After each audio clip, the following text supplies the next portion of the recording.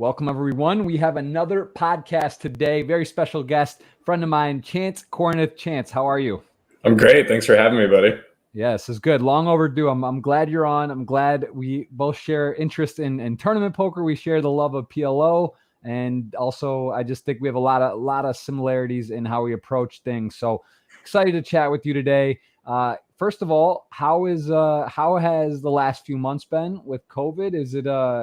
I mean, of course, in the poker world, it's, if anything, the stuff's been juiced up, tournaments and whatnot. Have you been capitalizing, playing more? What's been your COVID experience? The first couple months, I was like really focused on cash games until I wasn't allowed to play in particular groups anymore, and so I would dry up those wells and play. And now I'm kind of focused on primarily playing tournaments on weekends and then working on chip leader coaching during the week.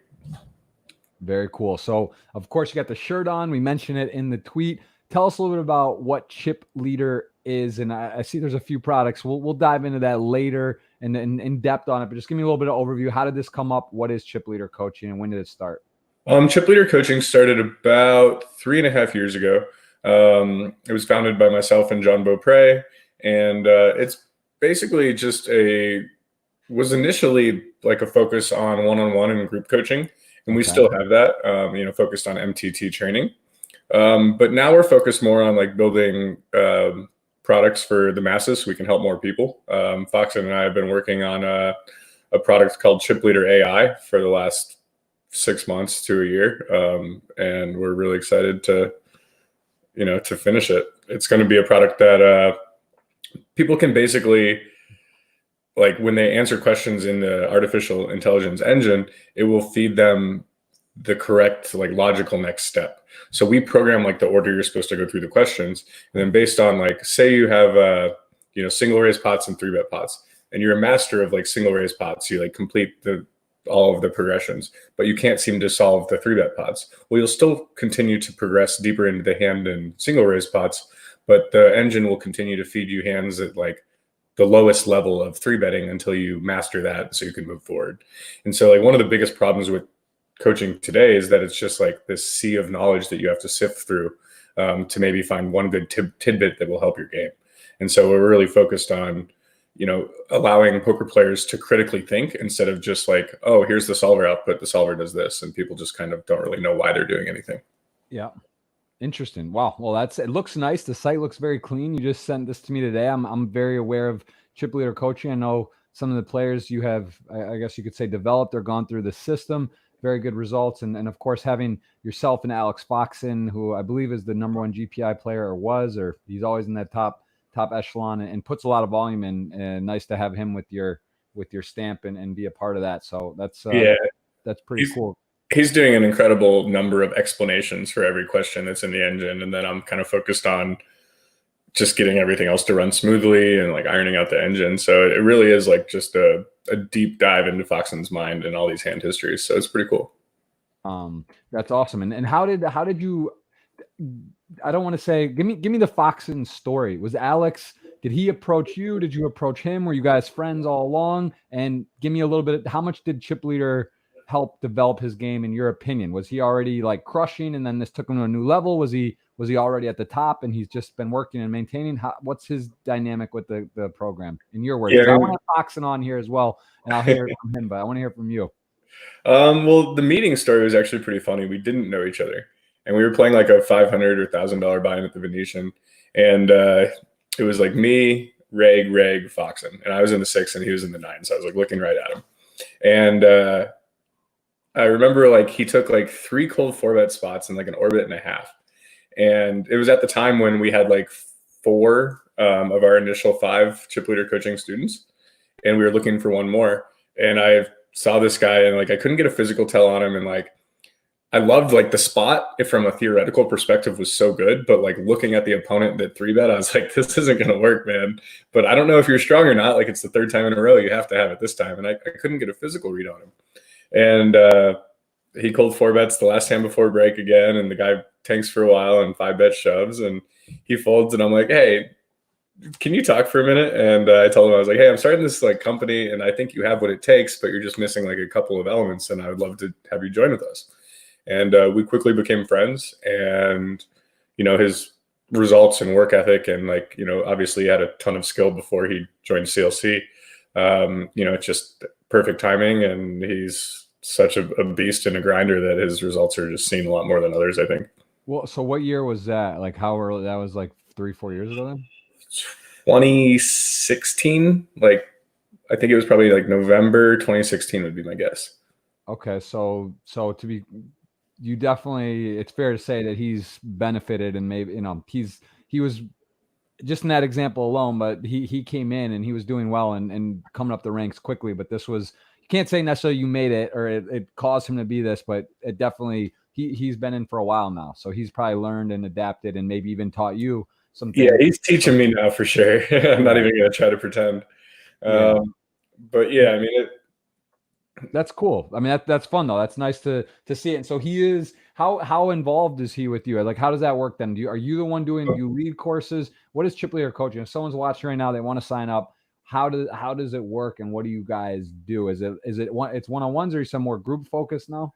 Yeah, we have very few like one-on-one and group coaching is like the coach on student element that Joe McKeon has. So it has to be like someone who's like grinding a lot, and like, it has to be like the perfect fit. But then like we have a myriad of products ranging in price, and Foxman's involvement is helping me build those products. And I would say like he's doing, definitely his half of the work for Chip Leader AI. And then we're building another product called The Closer that's reviewing his 2 Bellagio 5 Diamond final tables. And, so he's doing at least half of both of those products, and we're working a ton together. And, obviously someone I really enjoy working with, just so much fun in general to talk poker with and listen to what he has to say about it. Right. Well, that's awesome. So, all right. So listen, I want to hit this at the end, talk a little more what this product, the artificial intelligence portion is, and we can go into chip leader coaching, because that is, listen, you're wearing it on your shirt. That's what I think of when I think of Chance is chip leader coaching. So we got to cover it, but I want to know about Chance. Tell me how you got started. Give me a little bit of your upbringing, and then take me into your first poker experience. How did that get going? Well, I grew up in Colorado, and my dad's side of the family always lived in Wisconsin, and we would take a road trip there. It was 20 hours, my dad, my brother, and I. And we would go drive to northern Wisconsin every year for Christmas and Thanksgiving, hunting season. And the nightly activity was actually poker, and there was no check raises allowed. And it was just like a friendly nickels, dimes, and quarters. You save up we would save up our change for the 6 months before the trip and be so excited to go play. Was that actually a rule? No check raises allowed, or was that it was like an official rule. And then once grandma died, I was like, and I was already a pro. I was like, guys, we got to take out this no check raising rule. Yeah, I was gonna say, that doesn't sound like your kind of game. So yeah, I was like, I don't know about this friendly shit, guys. I'm a professional now. Awesome. But there was one time where I was probably like 10 or 11, and my uncle slow rolled me the last hand of the night, and I had lost all my change. And like, I was like crying and sad, and I was like, my own family. So like the Kornuth joke was like, my own family. And they'd all make fun of me, even like once I won a bracelet and stuff. So it's always, poker's kind of always been there for me. And then I started. You were playing No Limit. That was the game you were playing back then, or was it like 5 card? Like what was? It was like 7 card stud, 7 card pair sevens win, 7 card, like all the different like variations of like the old school game, like baseball with like 3s and 9s wild. And if you get a 4, you get an extra card. And like, it was just like, so, just like the fun family game. Very cool. So it's been in your background. So you kind of knew you were going to play, like when it was just you were looking at it, and you were up in the times of poker, or was it like this is when I was in my I was 8 to 14, or that's when it was like big to me, or even younger probably. And like I didn't really realize I was going to play until I started to pick it up in college. I would say junior year. And just started to have some success, like qualified for like the nightly 163. Definitely wasn't a 162 back then. They were getting that extra $1. There's tax. And what year, or where'd you go to school? CU Boulder. Nice. Oh, fun. And I had a few like friends that I got close to at the time, and they were also, striving to be poker players, or at least like, do it as a hobby. And we had like a grocery game we'd joke about where, we would go and win enough money for food for the week. And, I won a tournament for 20 grand, and like it was summertime. I had like 40 grand roll. I took 35 of it to Vegas and took it a shot. met Ben Lamb, and he needed a roommate, and I dropped out of college and moved to Vegas. And you moved with who? I moved in with Ben Lamb, and we're actually neighbors now. He lives 6 houses away. Oh, wow. So that's pretty sweet. And I look at this, is this summer? So this was July 2008. Is that right? It's got to be. Is that it's all those firsts and those, yep, in the Bellagio weeklies. I won them like every time I played them. They were so soft. They were 40% tournaments. It's crazy because I think 98% now of my guests that are, there's some live or some online guys, streamers, right, that aren't live guys, but pretty much every guest that's a live tournament player or played tournaments, their first Hendon Mob is a final table, and looks like you went 1, 2, 3, 4 in a row with 3 wins. Pretty. And that was 6 tournaments too. That's crazy. I specifically remember. That's a hot start, and so you got right in there, and that's got to be nice. You get a final table, then you go win. Feels pretty easy. And at this point, were you playing a lot of cash, or was it just you got right into tournaments from the beginning? Back in the day, I was using Omaha PLO to fund my tournament habit. It's like you make on average $1 to $2 grand playing cash if I'd grind for 6 hours and play $500 or $1,000 worth of tournaments, and eventually, when tournaments go your way, you have a bankroll. And so that's kind of was my strategy at the time. And I guess even, today, if I'm ever rebuilding or something like that, I would say that I would grind PLO and tournaments. Mm-hmm. I just think it's like a better use of your overall hourly. Right. Yeah, it's fun though. It's fun. You got to mix it in. You got to have a little fun. You got to have a spark. You got to have the shot for that big, 6-figure bink. And I agree. I think it's a good to have a bit of a mix and be dynamic. Why PLO? What percent of your game now are you hold'em in PLO? Are you let's say cash games?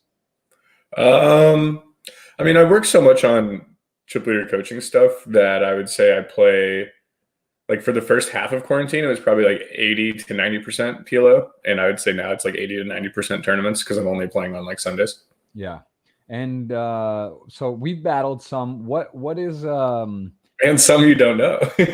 Oh, fair enough. Yeah, because I guess on Party yours is real. Yeah.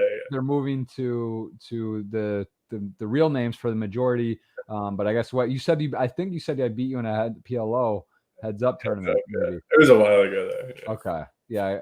I don't remember. I'm sure we battled a fair amount, but hopefully coming up, there's a lot of stuff going on, and with the big series across the sites in the next few weeks, gearing up for a big push. What do you think PLO? Why do you feel do you think people play fundamentally worse? Have you just put more time? You like it more? Yeah, you just find like bigger fish, and also like the no limit like regulars. It's just so much more solved as far as cash games. I don't find the game and like the skill tree that's involved as interesting, and it also like mirrors the no limit cash or the no limit tournaments I play. So, it really is nice to play PLO sometimes and mix it up and just to have the variety. Right. Yeah, that I agree. I think PLO, I love PLO cash, and I play no limit tournaments. I'll play PLO tournaments as well. There's usually not as big fields or big prizes, and it's a little bit different, but it does seem to, there was just a big PLO series on Party Poker. They had some big buy-ins and looked like it went pretty well overall. Yeah. What do you typically think about PLO versus no limit hold'em tournaments in terms of ability? Does it seem, how would you rate that, like in terms of skill level and I feel like me personally, I've noticed that my results in PLO tournaments have been good since they've added the ante. Like depending on like the bubble stage in PLO tournaments is like absolutely insane because you don't have fold equity with your 8 big blinds, right? So if I'm the chip leader and I'm 60 big blinds and I pot it, and you have 8 big blinds and you have bad, mediocre aces, if there's some guy with 2 big blinds, you have to fold aces pre-flop. And so like the bubble dynamic and the amount of chips that you can pick up, or like, finding fold equity with your short stack, like I really do enjoy the intricacies of PLO short stack tournament play, which is like, it's just such, and it really is that critical thinking you have to look at for every decision, because it's like, there's no solver for this spot. It's like, all right, like, yeah, the solver says 3.5x is optimal, but I'm going to raise 2.5x because then I have more fold equity, like in this situation, or I can call a 3-bet more profitably. And like the tree is just, much more intuitive in my opinion. Yeah. It's a fun game. Looking at this WSOP, no WSOP this summer, things have shifted to online. What how does that for you? I mean, how many years have you been in the WSOP in a row? Probably it's got to be about me, right? Just since you were 21, probably every year. Go back to that tab you were on. Yeah, 2000, I guess 2008 you were there, but it doesn't look like you were All playing. right, so I remember actually 2008. I played I played one tournament. It was WSOP. It was a 1K satellite to the 10K main, and I remember my bust out hand. It was an ugly one. I think I just raised or shoved and got it in pre-verse ace king suited with aces, and he just flopped a flush. Oh shit! And it was like I was probably like 80% to satellite in and it was like my first trip to Vegas, like playing the main event. I like didn't even consider. I like only jumped in the satellite that day because Ben the day before was like, "Hey, you gonna do this?" And I'm like, I hadn't even thought about that. Right. So that's a tough intro to the WSOP, but it's gone well from there. You have won a bracelet. You've had a lot of success. You didn't have to wait long. So this was 2000. I guess 2009, your first WSOP cash. Really, you got in there. You played. I think 2008 must have been the first WSOP 1K satellite. 2009, I learned a little bit. Right, and then no waiting though. 2010 5K PLO. I think these were when they were juiced up to a pretty big field. 465K. You take it down. What was that like to be there all of a sudden playing for a bracelet? Were you chip leader? What was your ride to win that one? I was kind of like in the middle of I would say like the top 20 to 40% of the field the whole time. And then there was this one situation where like I thought Eric Liu was by far the most competent player at the table. And he 3-bet, and I had like a pretty mediocre holding. I had like king, queen, jack 5 or something with a double suited or no, single suited. And I called pre because like I thought if I busted him this hand, like it was pretty clear spot where he had aces a lot. Yeah. I was like, if I bust him, I think I'm going to win this tournament like a huge percentage. And so like the chip EV of me calling his 3-bet was probably quite low, but the 20 or percent of the time that I busted him, my tournament equity just went through the roof. And I got lucky and flopped like a wrap against his top set and ended up stacking him, and that was it. Wow. And when you say 20%, you mean because first of all, it's obviously the equities, even against aces, you're going to be better than that. But just the fact of actually you beating him and he's stacking off on a board. Well, even if the SPR is 1.5, like I still only get to get it in X percentage of the time, and then I win Y percentage of the time. So my guesstimate is that he busts about 20%, but I'm just kind of guessing. So you get there, you get some chips, and then what was that? How nice did that feel? I mean, the money was obviously 500K. It's a massive score. I don't know if you have. Do you sell pieces? Do you swap? Do you have 100%? In that particular tournament, I was still super new. I swapped like 5% with like Ben Lamb and Sean Deeb and I think like 6 people. I'm pretty sure I remember giving out 6 25Ks if I had to guess. Okay, so you do, but it's still a massive boost. Was this significant in terms of bankroll at the time? Yeah, I think I probably had like 100 to 200 grand, and then now I had 300 more, 350 more. So it was pretty huge at the time. Yeah. Big jump there. So what was it like when you? How did it feel when you won? Was it? I mean, it must be top of the world, right? It was your career, your family like knows you like poker. It's like, all right, look, mom, look, dad, I'm not just doing this for fun. I got real money. I mean, they must be blown away. What was your ego inflated? Did you handle it well? Did you do anything silly afterward, or what was it like following up afterward with what you were doing? Bankroll game selections, like I was so excited to play the 10K PLO the next day that I went home and we smoked some blunts and I couldn't fall asleep till like 8 in the morning or something. I was just like high on life, but it was like the moment. So like I called a 3-bet and flopped a pair and a gut shot. It's just like a standard get in a PLO spot heads up, and the turn was my pair, so I was 95% to win this bracelet. And like all my fans like run up and they're like starting to cheer. I'm like wait, and like the second the river was a brick, like grab the bracelet off the table and all your friends lift you up. And like back in the day, they used to have like the ESPN 360 cam. Mm-hmm. And so somewhere there's footage, you can actually see like everyone like coming in and all your friends picking you up. And like, there's no doubt that at that time, that was the best moment of my life. And like, it was just like so special and cool. That's awesome. And talk to me about your now wife, correct? Or you are married. When was she in the picture at this point? How did you meet, and how long have you guys been together? We've been like together for 7 or 8 years now, so she was not in the picture at this point. Okay. but we actually met in the same building at the Rio, which is pretty funny. Oh, wow. She was on break from dealing a tournament. I was on break from playing, and she was talking to a mutual friend. And I was like, I'm going to go say hi to my friend, see if I can get introduced. And we've pretty much been inseparable ever since. Wow. So just like that. Yeah, I know Antonio met Amal, his wife, at the Rio as well. There's, magic in Nevada. Whether it's Burning Man or the Rio, it's special. There's something about that Nevada air. It's good. So okay, how is that been, the transition? So being married, and she obviously understands poker. She's dealt poker, so she can relate. You guys talk poker. Does she actually play? She knows the game, I'm sure. She knows the game, and she'll play some small tournaments, some WSOP, and sometimes I'll make her play. I make her play the Bracelet events because she's a lot better than she says. If I'm around, she'll ask too many questions because she doesn't want to critically think. But if I'm not there, she'll definitely play pretty well, I think. And there's a trophy, the blue one in the corner up there is actually hers, and I wasn't there at all. So wow. I mean, there you go. Knows what's going on a little bit. You got to give her. She's got a picture in the back. Your nice setup background there, but we got to give her. I think her trophy needs a little better placement on the. Oh yeah. Well, she gets me this book every year for my birthday. It has all the pictures of stuff in it. Wow. From my memories.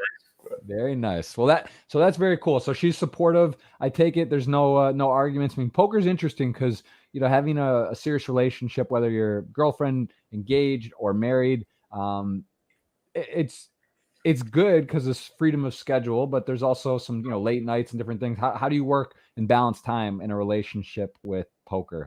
How do you find a good balance there? Horribly.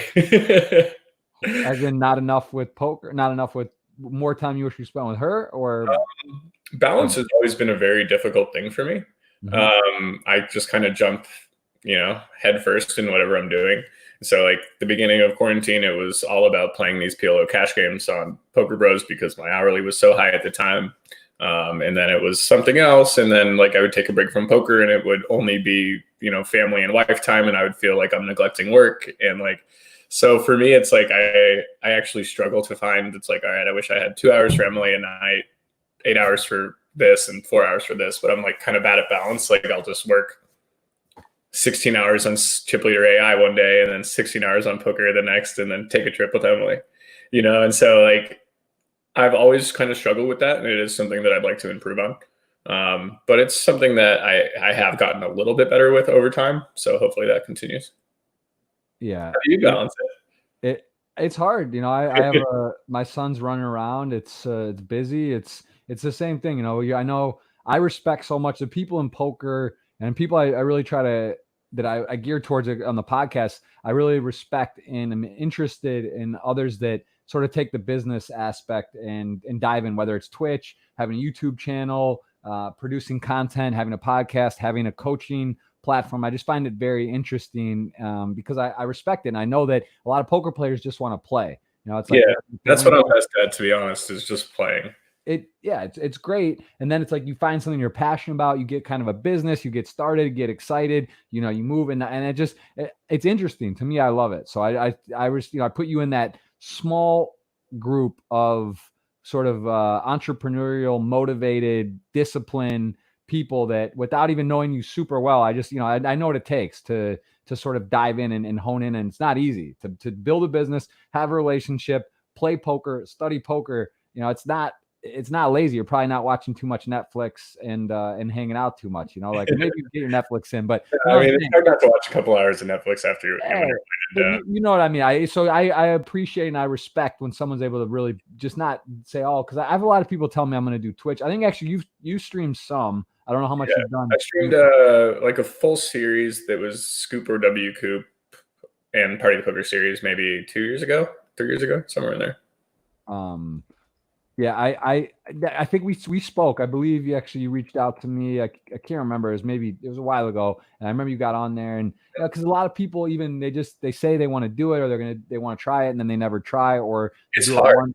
My hat goes off to those who play because for me it took me a long time to realize in poker that my decision-making ability when I'm 100% focused versus when I'm a little bit distracted, say talking to Twitch, is just not the same.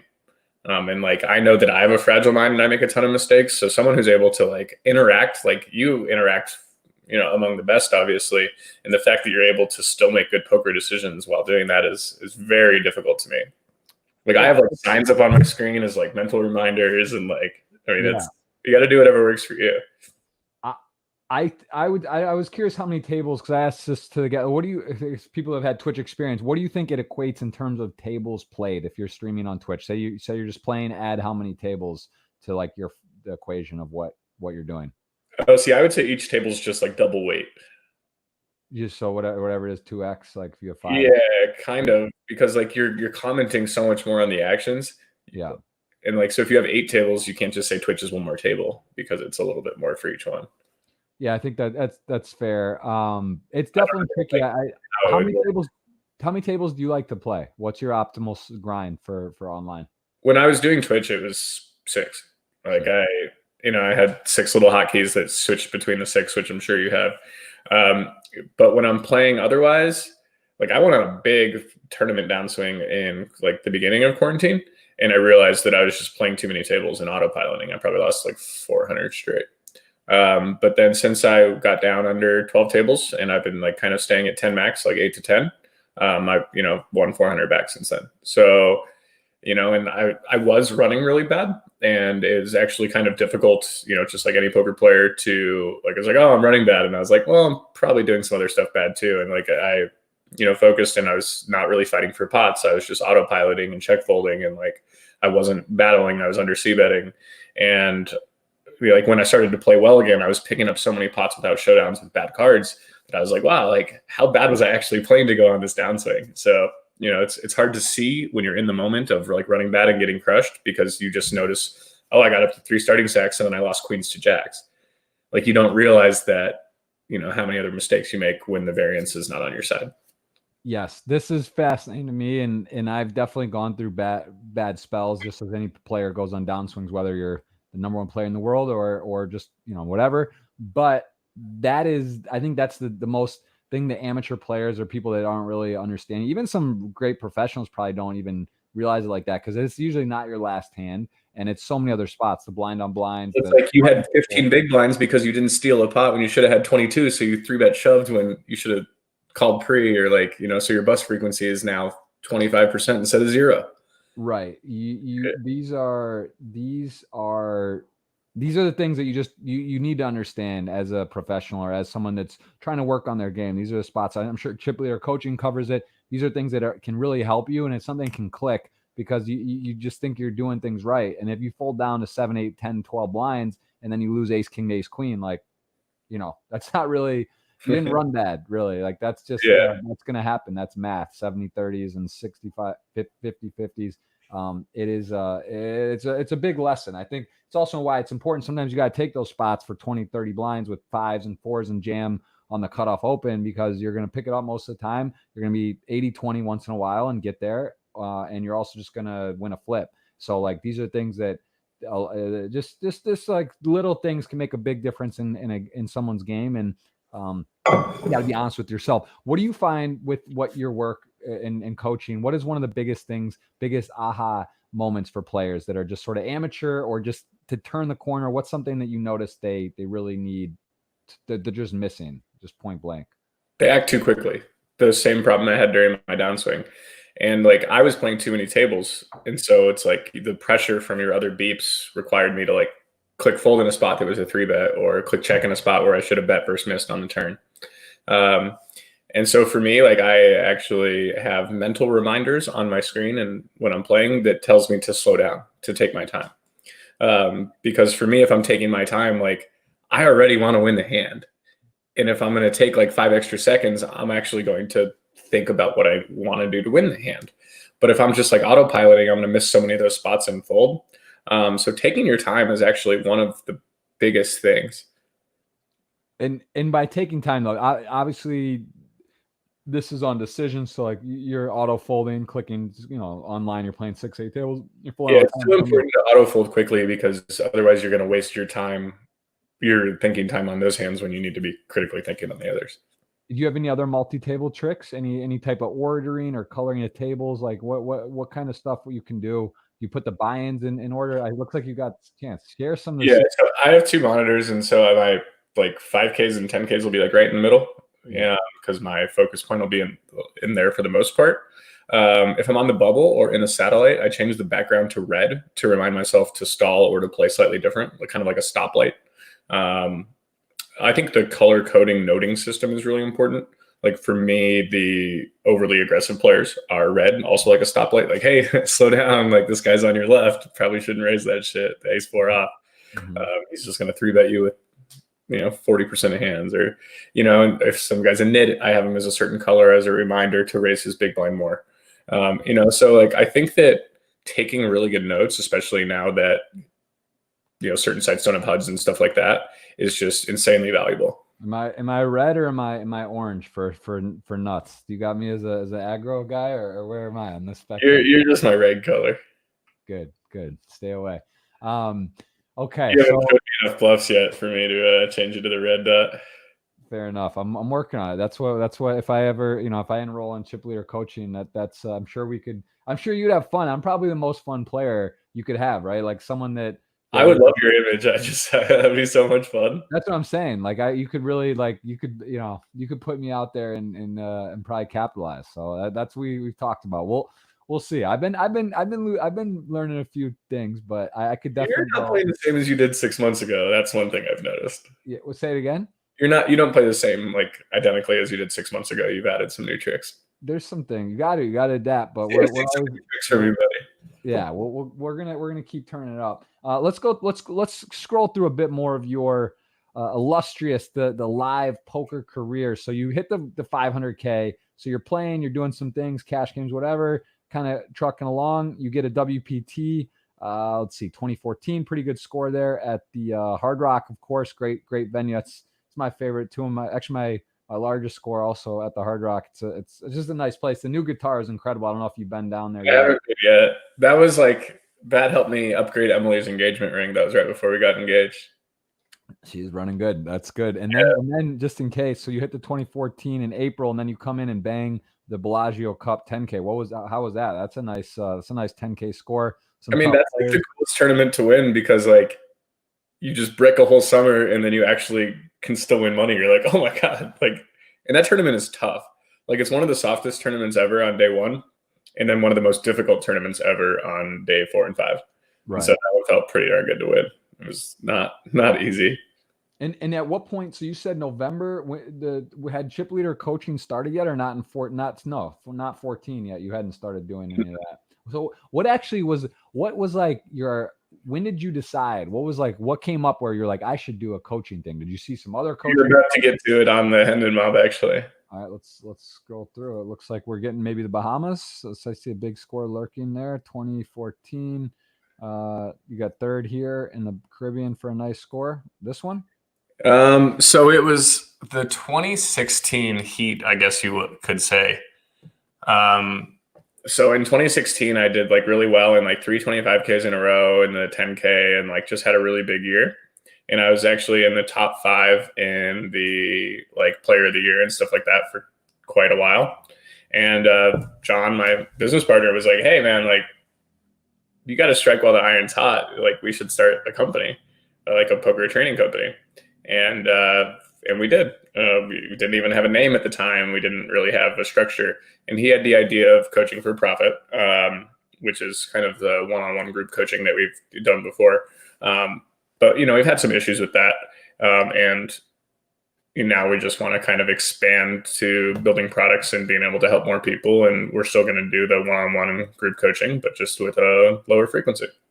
Yeah, I'm looking over here at this 2016. So you start out the year pretty nice. You go over to Australia, and you just get actually. Well, no, you start out the year in Bahamas, and you hit a nice, decent score. Probably some other buy-ins in there, whether it was a great trip or okay trip. No, those are like the only 2 tournaments I played. So a good trip. And then you come over and run to Australia and just knock out that. What was that? So that was a 25K. Had you been playing a lot of 25Ks, or when did you start moving up from 10Ks? I mean, I think my first was I think that might have been like the first. The first, well, one of the Bahamas, because then the Bahamas, and then you had the Yeah, I played 100K and bricked it somewhere before this as well. But like then I just went on like a huge like heater in this in the 25Ks for like 3 in a row. So how much too do you believe, because you pride yourself on live reads, which, you know, I've heard people kind of not make fun of you, but like kind of laugh almost like it's silly. How can you, you know, really, do you believe that? So could you touch a little bit on the live read ability? Because obviously I mean, I would, there's no question you are strong at it. Like you definitely like take that very seriously. What does that mean to you? And what do you think? Is it more just focus, your phone's away? What gives you the ability in your mind to really hone in on live reads and capitalize? Like, what is it, just being intuitive, paying attention a lot, or what? It's something I've been into for a really long time. Like just the concept of like, I used to make these, I mean, I still do, these horrible 4-bet shoves. And like the guy would go into the tank and look at you, and I would just be like, and he would call and I would bust or whatever. And I would be like, what could I have done physically to get him to fold? Or I should have known he was strong because of X. And so like I've, a lot of product research on this particular topic and a lot of mistakes. Mm-hmm. And, so many spaz shoves in, early 2010 and so on then, that I was just learning so much about, all right, well, I should have known that guy was strong. I should have known that guy was weak. And, I studied tons of different content as well, to give myself like baselines and really to like know what to look for. I've watched like TV series regarding it, like the Navarro stuff, the Mike Caro stuff, just like studying in so many different like live tell categories. But then you can know all that. And like you said, no phone, focus. Like if you don't have that, then it doesn't matter what you're not going to get it. Live tells takes a hyper extreme focus. And as you know, a lot of people that play tournaments, especially live, they're not there to win. Like they're just there to be on their phone and hope to get lucky. While, Foxen and I, like, we are there to try to win the fucking tournament every hand. And that's what people don't realize is like, just because I folded, yeah, Twitter might be fun, but you might miss out on a live tell that someone's about to give off right now that you can baseline. It might help you 4 hours from now, and it might be a huge spot. And so the compounding value of everything that you learn by focusing and actually paying attention and having your phone in airplane mode is insane. And that's where most professional poker players lack. Yeah, on day 4, they're focused, but they don't get there that often because on day 1, 2, and 3, they're just in their phone and they don't take the tournament seriously. And I'm guilty of this as well. It's easy to say. I'm definitely guilty. And I think that was a real realization I had with Elliott Rowe. I don't know. Do you use any mental preparation coaches or things you meditate before you start? Do you have a routine? Yeah, Chip Leader Coaching is releasing Optimize Your Mind in a few weeks. Those are my mental coaches, and Dion and Matt, they're phenomenal. And yeah, but Elliot is really good as well. So that was something I kind of had my first losing World Series was for tournaments. I had like 10 years or something in a row winning overall. I had some really good finishes, final tables.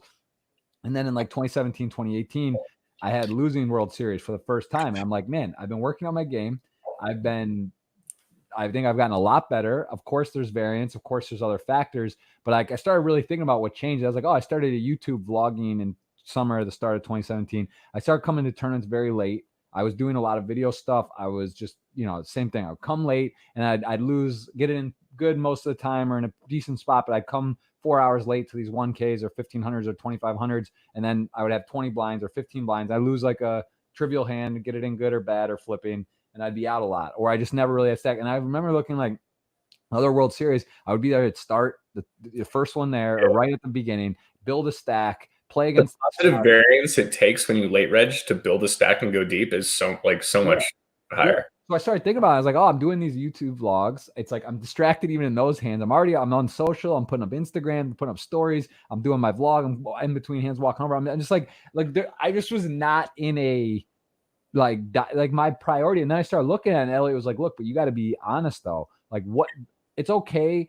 It's really important to be aware of it, right? Like you're saying, there's times you go in there, you're in that killer mindset. There's times where you're working on developing your product, probably chip leader coaching. You got other stuff going on, and you just know you're not going to be 100%. But that's part of a formula. At least you're aware of it. When you're there and you're just kind of naive to why maybe you're not having great results, or if you're not 100% in, that's a problem. If you go in there and you consciously say, all right, I'm going to go play this tournament today, I know I'm going to be on my phone. I'm not at my absolute best, but even then it might make more sense. Like a lot of times I would come 4 or 5 hours late or 3 hours late. Still, I should have probably just come early. I could be on my phone and be better than being late. At least, it is like a balance. If you want to do homework, sit there and knit for 2 hours in the early levels and sit on your phone. And so it's just interesting. But these are things that you're going to catch like the low hanging fruit, and people will punt to you. Right. Like you come in there and get in there, and you have SPR of zillion, and you go in there, and the guy's got aces, and you flop 2 pair, and you just get them. But like, whatever. So it's interesting. But these are SPR of a zillion. Yeah, there is definitely something to that. And I think, again, the game's gotten tougher. There's solvers, even though live poker seemed to be thriving pre-COVID. I don't know what your experience is. From what I could see, that the numbers were up, the venues are up, World Poker Tour expanding, WSOP expanding circuits. Things were going really, really big for live. Yeah, I thought we were pretty healthy.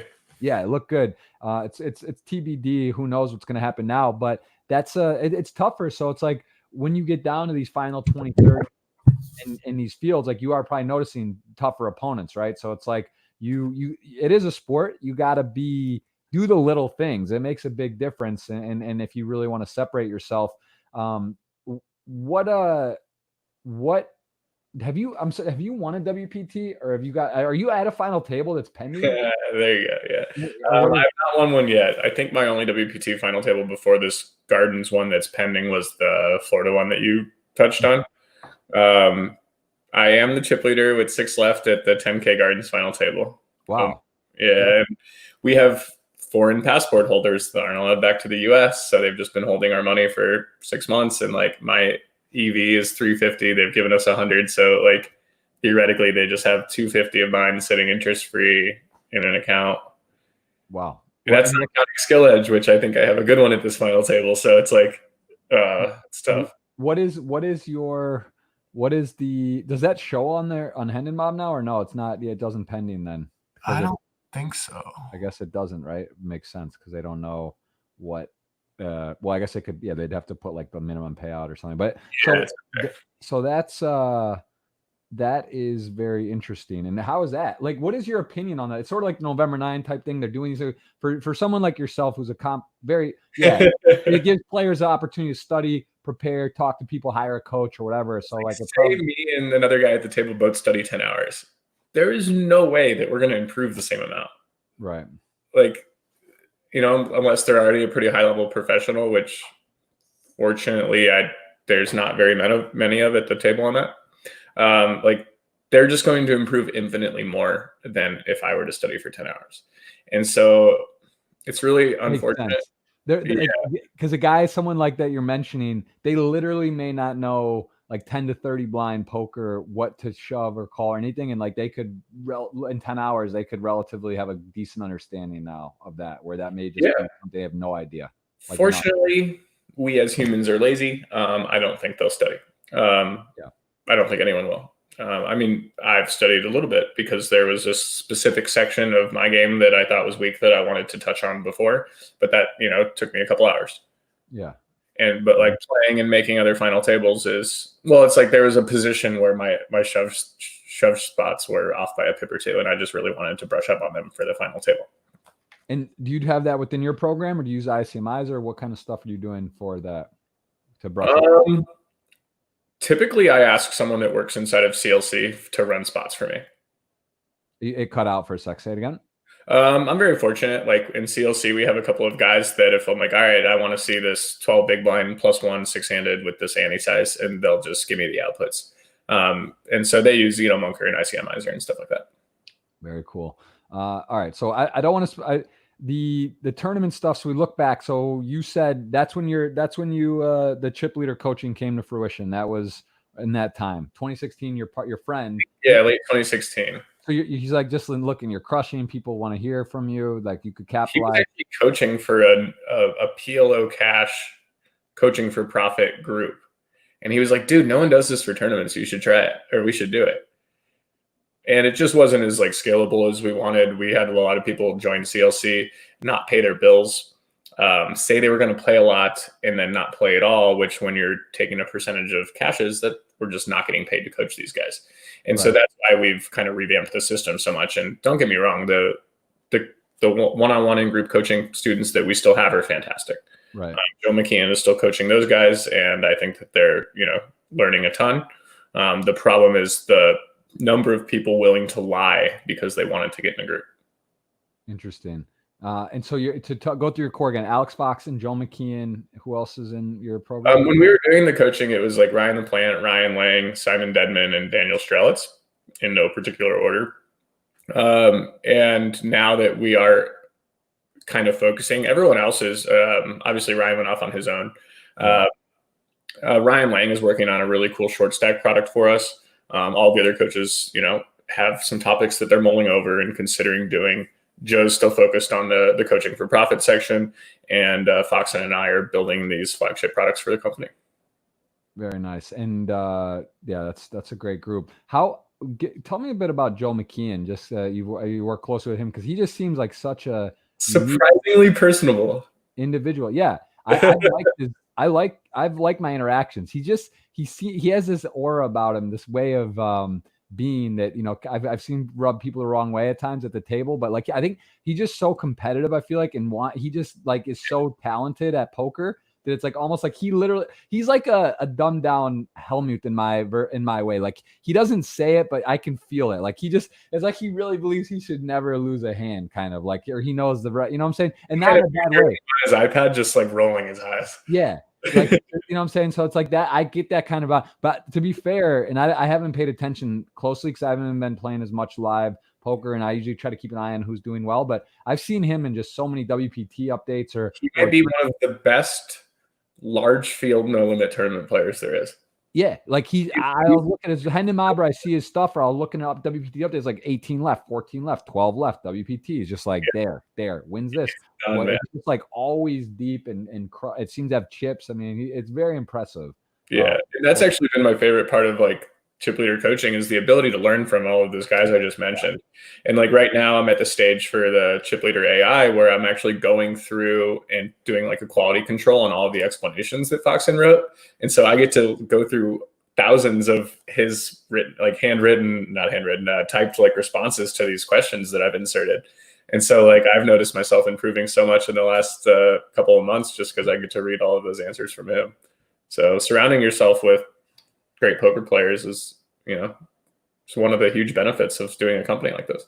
Yes, there's no question. It's a treat to have a good people in your. So I don't really have to ask who's your core group because it seems obvious who your friends are and who you have and you trust with your product. So that's really fun. I wanted to ask about what you believe the online poker landscape is like. So right now we got massive things happening. Obviously, WSOP online coming. We got World Poker Tour on Party Poker, 100 million guaranteed. I'm with Party Poker. I'm over the moon about this. I'm really looking forward to it. I know the guarantees are good. They got Omaha Hello. They have Omaha. They're giving away like all these different things. It's exciting. What are you most excited about, and how will you split your time with these series coming up, but with these online they're giving away bracelets and they're giving away WPT titles. How do you feel? Also, I'm going to ask you a bunch of stuff at once because I just get fired up. This is exciting. Can I refill my coffee real quick? Yes, do that. We got up to 8 hours, right? Time. We have up for 8 hours. Is it a good pause time? Yeah. I'm gonna go ahead. Be right back, guys. We're gonna be back in 1 second. I'm using the restroom too. I'm fired up. I'm drinking drinks. I got my coffee. Chance says we have up to 8 hours. Our record, I think, is just over 3 hours. I'm using the restroom 1 second live on the podcast. This won't be normal, guys, but we're gonna take a quick second breather. Strap in. It's a long day.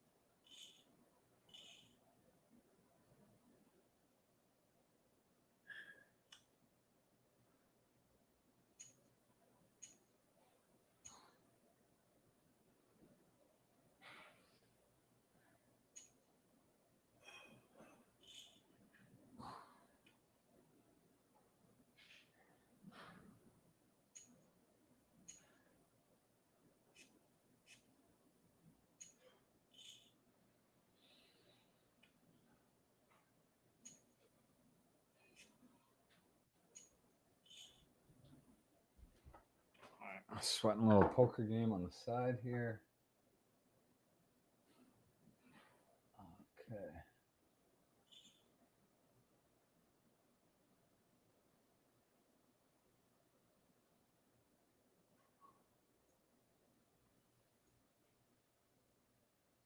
All right, waiting on Chance. So I did use the restroom, guys. We got Chance Kornuth on the podcast today. What a treat. He really has a great career.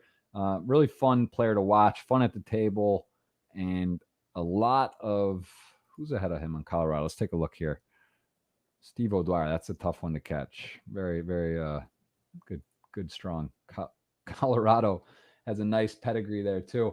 I hope you're enjoying, guys. You can ask questions. We do have on Twitter. If you want to be eligible for a $55 ticket, you can go over there, ask a question, and we will try to get to all of these.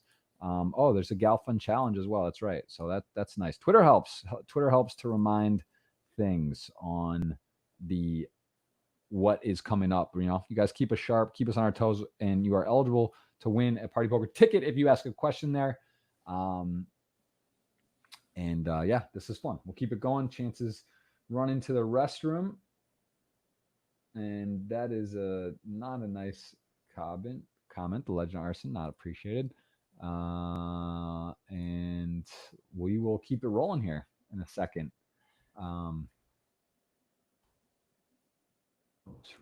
Ridiculous statement. What up, everyone? Matt Burns23 in the house. So that's this must be a treat for you. I know how much you like Chance and always supporting our show. I appreciate it. Good to see you, Burnsy. Good to see everyone in the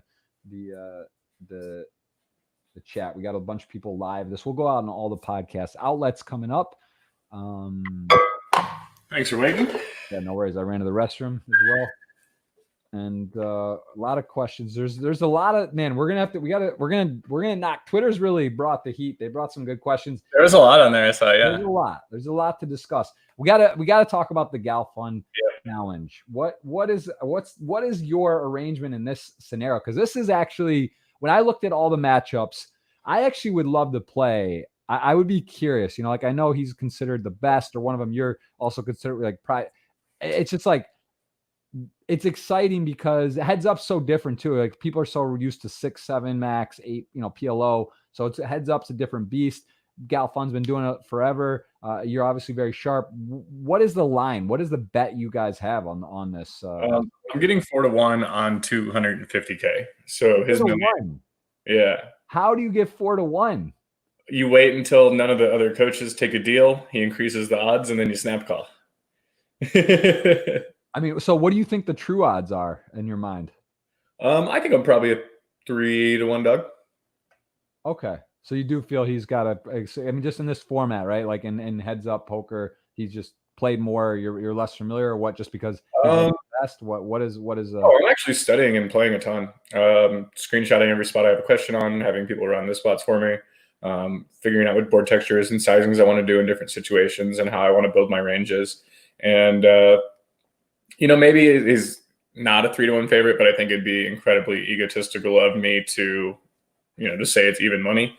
Obviously he's played a ton, but we actually have kind of similar styles.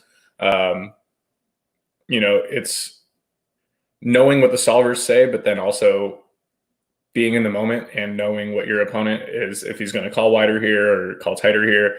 We're humans. It's very difficult to just play GTO.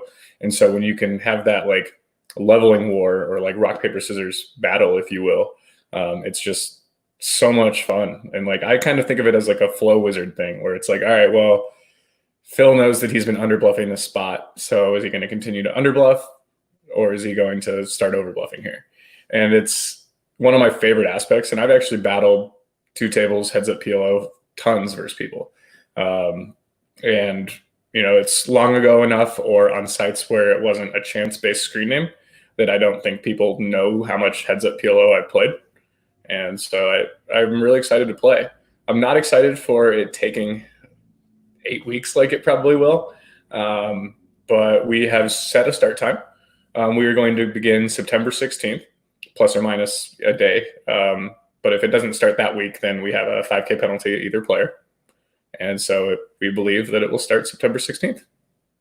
Makes sense. He's taken a lot of these on. I mean, there's some, I think, Jungle Man I don't know what's going on. He actually, Jungle Man streamed on my Twitch account Right. for their first match. And then I obviously, watched it. Yeah, oh man, he's great. really special. But that was, who knows what, Jungle's in a little bit of a controversy at the moment. I don't know what's going on with that. He's got the one with Bill Perkins. Did the Vinaviti, which was like a storybook, almost looks scripted, right? It was too insane. Like, it's just the most ridiculous thing of all time. I had many people text me and ask me if this was rigged, and I'm like, because especially not knowing who Vinaviti was from their perspective.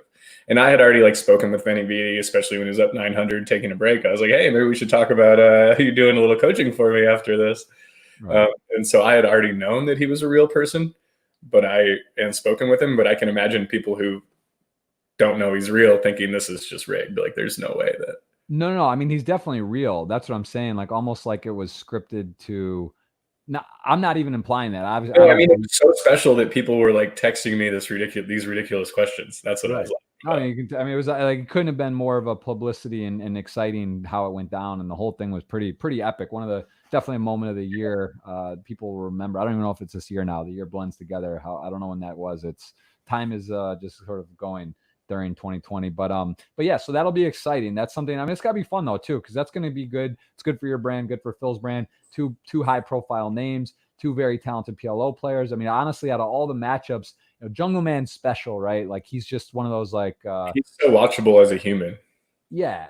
But just like in terms of matchups, like, I'm very interested because I do feel like this dynamic's interesting. I feel like you're going to really, it'll be challenging and could go either way. So that's that'll be very cool. What other project, what other stuff are you excited about coming up? And when do you think live poker will come back? What's the over under for a series? Like, do you think November, Bahamar for party poker? Like a live tournament series, not just live cash games?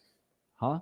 You mean like not live cash games, like a live tournament series? Yeah, like a site, a major site, or WSOP. Like, when are we back? I don't know. Like, it's so tricky because even if the sites or organizations decide to have a series, like, how many people are going to travel for them? Exactly. And you can't, there's no real data. You can sort of ask players, you can talk within, but like, when it push comes to shove, who's gonna actually pony up and just make right now there's a 2-5 game at the South Point, like 10 minutes from my house. You can sit 2K deep, I think, and it's probably the 6-handed with 5 fish and a reg. Like, it's probably such a good game, but I just can't bring myself to go. Right. And it's it's a bizarre time. It's a lot of uncertainty. I mean, the sites currently are they're doing well. I mean, the numbers are up, but it's scary, like the pad stuff that he's brought up. I'm sure you're aware of. What's that? Patrick Leonard, another party poker pro, talked about like sustainability. They're ruining the economy, like the poker economy. It's like, yeah, it sure looks cool right now, but in 6 months when everyone's broke. Right. So I guess that was sort of my take. What do you believe? I mean, these series, the WPT 100 mil, the WSOP, how intense are you going to go on that? How do you think those will do? Give me kind of your overall thoughts on those series. For the WSOP.com series that starts today, I'll probably one table those and work on Drip Leader coaching stuff. So I'm really excited for that. As far as traveling for the WPT and like other stuff, it's going to be like really interesting to see what happens, just because I do think a lot of people will travel and play. But it's one of the things when you bring these live brands to online is I don't think a lot of those players are going to realize how much tougher online is. Like a $3,500 online compared to a $3,500 WPT live is not the same tournament. It's like playing a 25K and a 3,500 live. Wow. Like it is a huge difference. Interesting. I wouldn't think it's that big a disparity. I would maybe say to a 10K, but it could be exaggerating for sure. It's still that's a big difference, and it's it's like it does. Yeah, just because a local guy flicks in his local 3,500 when it's happening and just goes online now and does it, it's a rude awakening a bit with the differences, and you're just also like when you have a minus 10 or 15 or 20% ROI, you can still go deep in the tournament. But a lot of those players are going to have like a minus 60% ROI online or minus 40% ROI online. And their frequency in which they go deep is just so much lower. Right. Then again, I guess I would actually argue that a bit, because I just think those guys will one table, and they're going to be playing against people that are 5, 6, That's 8, true. tabling across 3 different sites. So I think it probably is a bit less in that regard, but Those it's one-table battlers can give you trouble when you're not really focused on them, for sure. Oh yeah, like they're and just not even that they give you trouble. They could just play ABC and just you just make bad error judgment or you're unaware. But yeah, it'll be interesting. And then in terms of the economy though, what would be your suggestion to sites then? Like Patrick sort of laid it out. I think he's spot on in a lot of that. I mean, I don't know if it's exactly like that, but it's true. You got guys like if people are net losers and they're upping everything and it's like every series has major events, it's hard because there will be people that get tapped out or stables or whatever. Like there's going to be cash games with like private groups beginning of quarantine, and there were people that like they'd come to Vegas and they'd play once a week, which is a lot of Vegas trips to play once a week, and they would lose 20 grand on average, maybe, you know, when they would come. But then they're playing online and it's every single day, and they're playing 4 tables instead of 1, and they're losing like 30K a session. right. Like everyone just goes, and you know, that's just the cash game equivalent. And Pads has kind of ran some of the math about the reentries and stuff, and I'm a little less educated on that topic. But you can just see it happening. The fields are tougher, the fields are smaller, and the day after a big series, they're missing every guarantee, like just by a little bit. But like you can just see that the landscape of poker is changing. And you know, myself, like I hadn't done numbers in a while, and I didn't realize how big of a tournament downswing I was on, which is kind of a product of just like having friends in poker and being like, hey, can you send me money? And then all of a sudden I owed 4 people 40 grand. I'm like, that ended up pretty quickly. That's interesting you say that because I was playing on Party a lot and I hit a good score at there in the 5K. I got 3rd on their big game million, but yeah, it was good. It was fun. It was like I looked back and I was like, man, I'm like, oh, this is how I'm doing overall. I was like, I thought I was up a lot, and I'm like, I'm really not up. I'm not up that much at this moment. And I was like, I didn't realize how many buy-ins I was in for because like he plays 1K saddies. Dude, 1K, if you reg late and then you have like a little negative variance, you're in for 4 bullets. Reg was only open for like 22 minutes, and you're like, what the hell just happened? Yeah, the 2K tournaments up to 2 reentries. It's like I look at like average day is like 20,000 in buy-ins on like. I was like during my downswing, I was losing 20 to 40K every single day for 3 weeks. Yeah. It was just like, what the hell? It's wild. So you know, and I'm excited about these series. I really do want to focus. Like I'm telling myself I'm just going to play 1 or 2, like the 3200s, like the main event, maybe fire some other stuff. But like, I just want to tone it down a bit and have a shot. What do you think about the authenticity of a bracelet? Do you believe winning a WSOP or a WPT online, do you think you should be on the trophy, get a bracelet and call yourself a bracelet winner? Coming from one of the 2 people that have won a live and online bracelet, it's not the same. So which online bracelet did you win? I won the 3200 high roller the first year they ran it 2 summers ago. On WSOP? Mm-hmm. Was it the first or Tom Canoli won one? Was he before or after? I don't know. So mine was the second summer they ran online tournaments, and Nipun, also a CLC, ex-CLC guy, he won a live and online bracelet. Okay. And then I already had a live bracelet, one and online. So it's 2 CLC guys that have the only 2 live and online bracelets.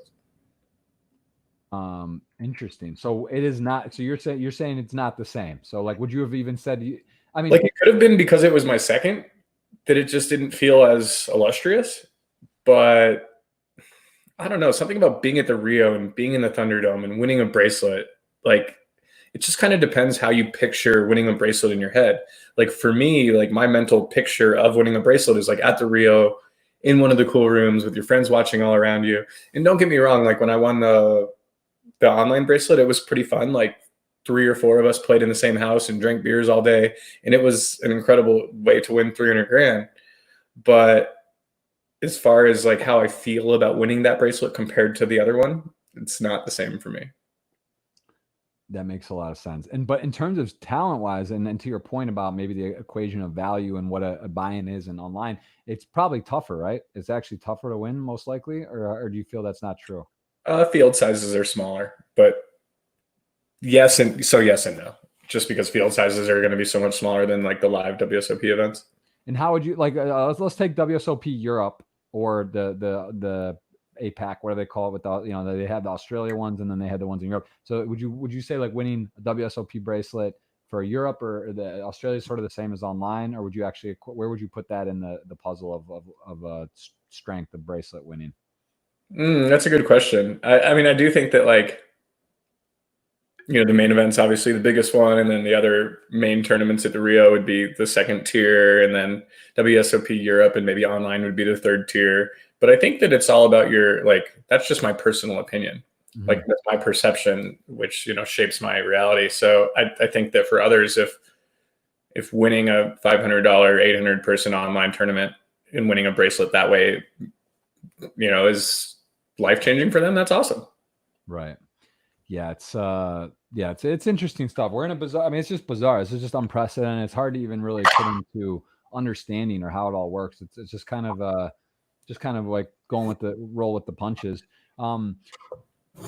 With your workout regimen, I did notice something. You were talking about you have some bets, or 100K bet, 10 exercises. Is this a while ago? Is this ongoing? What is this? Yeah, so it was supposed to happen last fall. And I was approached in South Florida, actually, at the Seminole Hard Rock.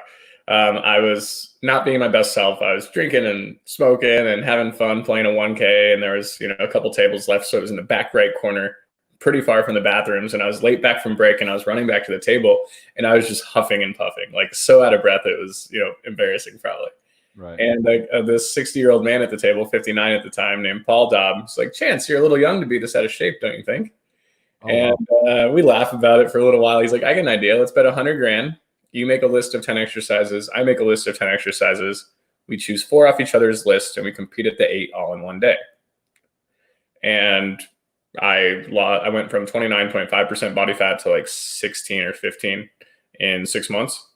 Got pretty shredded. And we both pushed back the competition date sometime last summer, once or twice due to small injuries. And then he actually had a very severe spinal injury. And so we called it off, which was our agreement. We didn't want to win due to injury. Which was, was it related to him training or what he was doing, or just sort of? Yeah, so he was like this triathlon older guy with the incredible work ethic and, had worked out his entire life. And so, I was using the age as my benefit, but I also wanted to make sure I didn't pick exercises that he had trained his whole life. And so I picked like toes to bars, race to 50 for time. Just like all kinds of very unique exercises that were difficult for him: thrusters, sprinting, double unders, jump roping. And a couple of the things I chose hurt his spine. So he would have been at too big of an advantage had we changed the events that he couldn't do, and I'd be at too big of a disadvantage if we did. So we just agreed. Fortunately, I won all my side bets, so I bet like a ton of poker players, "Hey, we'll work out this many times a week, get to this weight, da-da-da-da-da." But I did it with 20 people, so I'm just never going to pay $2,000 to miss a workout day. Right. But like everyone would randomly miss a day, or a couple of the 20 people wouldn't make the weight. Like I got Johnson for 15 grand because he didn't even try. And he's like, "Hey, did you weigh in today?" And I'm like, "Oh, I forgot we had a side bet, but I probably made it." And I went to get my body fat tested, and I had lost 4% more or something. So I beat him on the side bet. So I won like 30K in side bets before the actual bet got called off. And I regret to say that I've been pretty lazy for the last 6 months. But you stay in good shape and you still work out somewhat. You look healthy. You look like you're definitely not 30% body fat. No, but I'm definitely not 16 either. Okay, that's fair. That is fair. I mean, I was shredded. I had a 6-pack my first time in my life, without flexing. I was in really good shape, but I'm not there anymore. Yeah, no, it's good. It's good. Moderation's good. It's one of those things you just don't want to let it go. I think most poker players have been guilty at some point and just kind of letting things ride. But I would say overall the industry and just people in general are healthier, and it's definitely important. I would say so. I would imagine you do. I know I see Foxon always too when I'm on stops. He's in the gym. Krsten's in the gym. I mean, they are talk about a power couple and ability. I mean, Kristen and him physically and mentally. Yeah, they are a dynamic duo. So Kristen was on my podcast too, and I'm very impressed with. I'm just very impressed overall. I mean, she is it safe to say she's the most talented female player in the world right now? Is there even an argument? I don't know if anyone else is playing the size buy-ins anymore? Like, is there any other women now? Selps took At the risk of stepping on toes and offending someone, I don't think so. But I'm also close to her in boxing, so I'm going to be biased as well. But I can't even. Can you? Who else would you even put in the conversation right now? I can't think of anyone. Like the one person that comes to mind because she just came out with her book would be Maria, obviously. Yeah, Maria Ho. True. Maria, the Maria that just came out with the book. It's like a huge thing on Twitter right now. She has like dirty blonde hair. I gotta look at that. I didn't see it. Oh, it was like my greatest bluff or something. It's the name of the book. It has a picture of a queen on it. But it's okay. It's on her. This is. Come on, I'll get the name. You got to know this, Jeff. I'm on her Twitter right now. Which one? Maria Konnikova? Oh, Maria. Oh, okay. Yeah. I thought you were talking about Ho. No, I mean she's a great poker player, but she doesn't grind like Chrissy does. Right. No, I mean, as I said, she's got unbelievable results, and she's definitely, but she's not playing like the high rollers and mix it all the time. And just I mean, Chrissy and Foxon are out there battling every single day in every single tournament, against each other, against everyone. Like, yeah. It's that's very The Biggest Bluff. Yeah, that's the name of her book. Yeah, it's for sure. Okay, and then what would you say you attribute to your success in poker? What is your super skill set? Reading ability, work ethic, studying, but like what do you think that has allowed you to progress and come up to be where you're at? Like what is your secret superpower? Specifically in tournaments, it's aggression. Like winning pots without the top of your range is the key to going deep consistently in tournaments. And I think that's, like we were saying before, one of the areas that a lot of people are kind of held back by is that they're like, oh, the solver says I have to have this combo to 3-bet here. And I'm just like, well, this guy raise folds too much, so I'm just going to 3-bet him. And it's like the combo doesn't matter that much if the player's raise folding 75% of the time. If he has Jack 4 suited from the hijack or, Jack, then he just can't continue with a high enough frequency. So there's so many different things you can do to go deep consistently, and fighting for those pots and thinking outside the box and not being confined to what you think you have to do. And that was actually the biggest thing that I helped Foxon with, is that he felt like the solvers say this, the theory says this, I can't call here because it's not a good bluff catcher. And one of the things that I tell him is, yes, you can. You can do whatever you want. Like, you don't have to, like, just because the solver, like, you're not playing against the solver, you're playing against this human and you can see him. Like, the solver can't see this guy. Who cares if you have a bad bluff catcher? He's bluffing. Right. And, so there was like so many really cool spots like that. And I think that matters online as well. So that's definitely my favorite aspect. And if you could only play live or online poker moving forward, what would you choose? Which one do you prefer? Enjoyment or monetarily? They're not the same. Cool.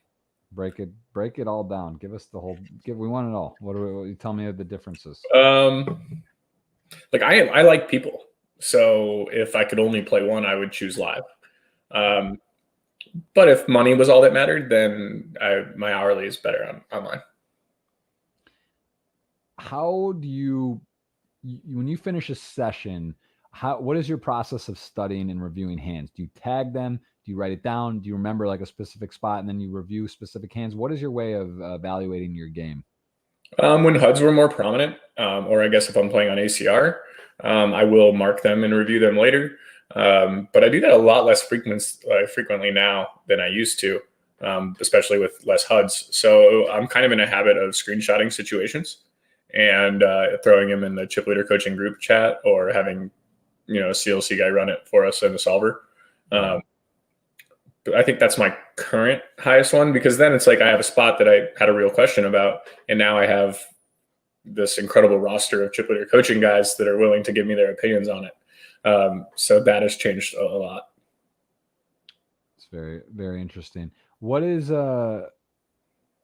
your prediction for USA in poker? What do you believe will happen with legalization? So now we see Pennsylvania recently passed, Michigan recently passed. I think Stars is already operating in Pennsylvania. I think Party Poker is going to follow.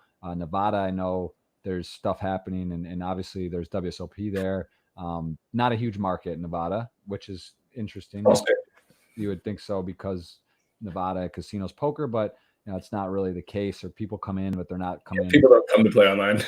They're not coming to grind online. New Jersey's pretty big market, but things are happening. There's states that are putting on legal sports betting is legalized at a federal level. It's massive. Some things are going to piggyback. You see the COVID happen. I think that's also taxes are needed, revenues needed. Things are happening. Like it seems like also these casinos that are kind of down, right? Like that aren't operating. Sheldon Adelson, who's a big, he's anti.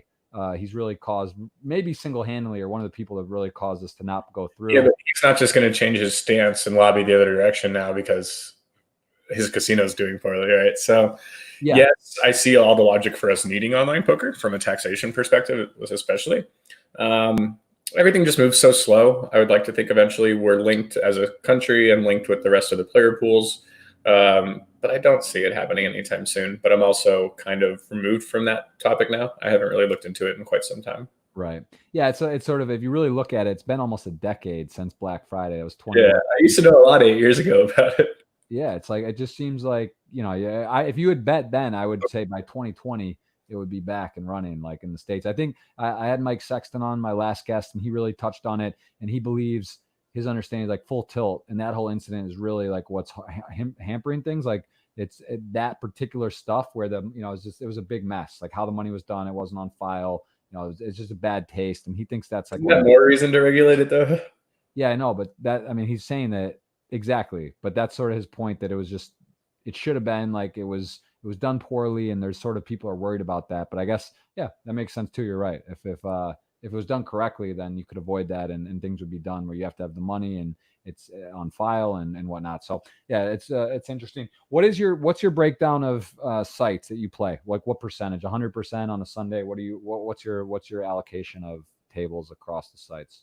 If I'm traveling abroad, I would say I play about 2 to 3 ACR tournaments, depending on their 600, 2,500, 1K things that they're doing.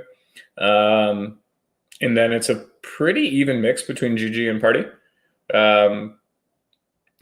focusing on some of the bigger buy-in PLOs and the bigger buy-in no limits.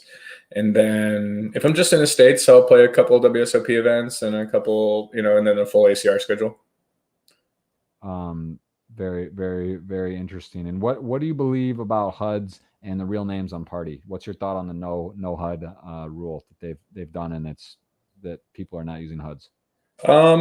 I've been playing like online poker for so long and had a HUD for the vast majority of that time, that online poker to me in some ways was just like an interpretation of numbers in HUD situations. This guy raised first in from this position of X percentage, therefore you do this, and so it's basically just a pure, every single spot was like, what's his raise first in from this position, or plus or minus 1, and then you take like a weighted average in your head, because like the HUD stats, it's like 12 of 20. You know how the numbers are a little bit off. Yeah. And so I would just kind of make these approximations and these quick calculations, and then decide my 3-betting range accordingly. But now it actually has forced me to really like study and play like the good, like the good poker spots. And that's what I've gotten back to, and that's what I've had success doing. But I do wonder if like when it changed to real names or to names with no HUD on party, I wonder if that was when my downswing began, because I didn't have notes on people. So it's like, if I note this guy incorrectly as aggressive and he's actually a nit and he's 3-betting me and I'm 4-bet shoving 4s when I don't actually have fold equity, well, I'm just going to be losing infinite money. Right. So that could be partially what was wrong. And so like taking notes is just so important with no HUD. Right. Yeah, it's makes sense. And so you're currently in this final table of the 10K. So this is actually the last tournament you played then, is that right? Or did you play something afterward, I guess? When was this? I played Bay 101. Okay. And when did you hear, like, when did you think COVID was going to be a thing? Like you were playing, because like you played live, was when the last time you went to a live casino, had COVID already started spreading in the news? Yeah, I knew that I was being a little risky going to COVID or to Bay 101. And if you recall, they actually made like a 12-way ICM chop at COVID to end the tournament. No, I didn't hear that. Yeah, at Bay 101. end which one for there wasn't a WSOP. Craig Varnell got the WPT championship based on an ICM chop. Oh, was it WPT? Like a WPT chop, and he got 200K instead of 500. Look at like I think it was Bay 101. Yeah, shooting star this year. Wow, I didn't hear that. I can't believe I missed that. That's very, very, very. And like that's kind of a weird scenario for me. So like I'm chip leader at my final table. There's players at my final table who are foreign passport holders, aren't in the country, and can't come back to play. Well, the time opportunity cost of money, one, it's no interest. And two, like it's, you know, when things go down and like a situation like this, it's such a good time to invest, right? Like I wanted to invest all of that money in Bitcoin. It was like at 3,000 when I final tables Gardens, you know, and like. Wait, so I see the payouts at least. Yeah, it looks like. Yeah, they chopped it 10-handed. It looks like to me. So was an agreement, or was that was a forced thing? Because probably like that one of the remaining players had COVID and they all agreed. Oh, one did have it. I think that I mean, could be wrong, but like they tested everyone there, and they were like, or they did a test or something, and then they said I don't know if they had tests in like that was late February, right? Wow. So I think like they were afraid that one or more of the players had it, so they all agreed to chop or something along those lines. Or maybe someone was coughing or had a little bit of symptoms or cold or whatever. That's very, very interesting. I mean, look at the names. Some of these guys, Darren Elias in the mix right there. You got Kristen Bicknell, Anthony Zeno. Those are some of the WPT stables. Tyler Patterson, Kristen Bicknell, and Craig Varnell. I mean, he's got to be. So he actually gets the trophy. He gets to be called and entry to the Tournament of Champions. That is a crazy ruin. He must have been. I mean, if you're one of 12, even with the pretty big lead, I think you would. I don't know. What would you say? I mean, to get to actually be called. I've been really curious about this. Like I said, they have our money. I want to invest it. So like I ran the ICM of my final table with the chip stacks, and not counting what we've already been paid, my expected value is about 350, and not counting skill edge. I think conservatively, I have a 20% over ICM because the table is very recreational. So I probably have 400K in EV, which is a 300K difference. But if like, obviously I wouldn't get that much on ICM if we all made a chop. So like some of the EV would be me being able to play the Tournament of Champions and have more money now to invest or do things with or play higher, like whatever it would be. So it's such a weird gray situation with that table pending. What would be your preference? If they said right now you get the money, you get the thing, even with your skill advantages to lock up like the WPT champion, get a large sum of money. Of course, you could run bad, even though really, like you're saying, EV is worth more. You know, from like since I am one of the faces of chip leader coaching, winning a WPT, even if it wouldn't be the way that I'd want to win it, it'd probably be better for me in the long run. But I really want to play and win, so. It's weird, like how do you balance like wanting to like go to war at this final table on a public stage, which is something I like really do enjoy, versus having a WPT championship under my belt for the coaching resume. So it's kind of tricky. What are they saying to you? What is the current update? When was the tournament supposed to be played, the final at the HyperX? 4 months ago today, I think. 4 months ago. No way, maybe 3 months ago yesterday. It was supposed to be 3:31, I think. So considering they did it at the Bay 101, like why is that must be a viable option? Oh, so Bay 101 wasn't a scheduled WPT TV final table. So they won't even allow us to chop because they're supposed to put it on TV. Like we might have one of the old guys at our table die of COVID while we're waiting. Yeah, that's crazy. So what is So when Bellagio tweeted that they could have 6-handed tables, it was previously 5 in Nevada, and so I immediately emailed the WPT correspondent I'd been talking to, and I was like, "Hey, does that mean we can play? There's like 6 people are allowed at a poker table now." And they're like, "Oh, well, there's still a travel ban, and players at your final table are foreign passport holders and have returned home." So I don't know when they're going to be allowed back, but WPT won't allow us to chop it because they want it for TV coverage. So it's incredibly selfish on their part. Super, super interesting situation. I mean, again, But Yeah. I always wondered about this. I hate even saying it out loud, but I like in the WSOP November 9 or in this scenario. I mean, this is actually like, forget, a crazy something like the COVID. There's other things. I mean, this is a real thing, right? Like it's not like 0%. There's never zero, like 0. Like if something actually happened to someone, say they're on a respirator, they couldn't play, or like they just weren't able to travel, or like it's too risky. This goes on for a year. At some point, like how do they actually do that? Then I guess that would be the answer, right? They would have to just chop it. They can't blind someone out in this circumstances or say like we're doing the tournament, come or not, right? Well, then do I object? So that's what I'm saying. So like, what is the actual? I would want a dead stack as chip leader, right? It's like it would be 100K in value to me having a dead stack at that final table. Yeah, that's very wild. That's so it's not even really. It's sort of unfair because if any player like I don't even. That's very very interesting. I'm trying to process it, but like say he's in third place, do they give him his chip ICM value, take it out of the prize pool, redo it, take his stack out if he dies, give it to his family? Like it's morbid to talk about, obviously, but it is one of the risks that can happen with what they're doing. And the fact that they're unwilling to consider an ICM chop because they have TV stuff in place is very unfair to the player, which is kind of who they're here to serve. Yeah, it's really like I'm healthy, young, and don't need the money right now. It's not a big deal.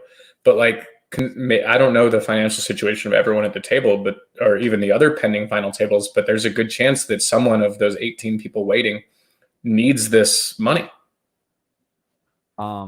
Yeah, it's just too complicated. It's too much for me. I'm trying to process it, but that's fascinating. I just completely missed this scenario, and I missed the shooting star. I didn't hear about that.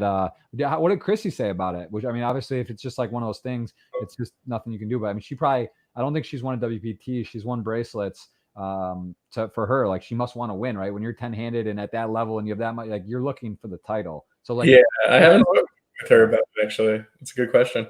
Yeah, that is fascinating. All right, let's dive in. I just actually wanted, before we dive into the questions, you had bought a house in Vegas. Do you golf at all? Poorly. This is a golfing injury. What do you shoot?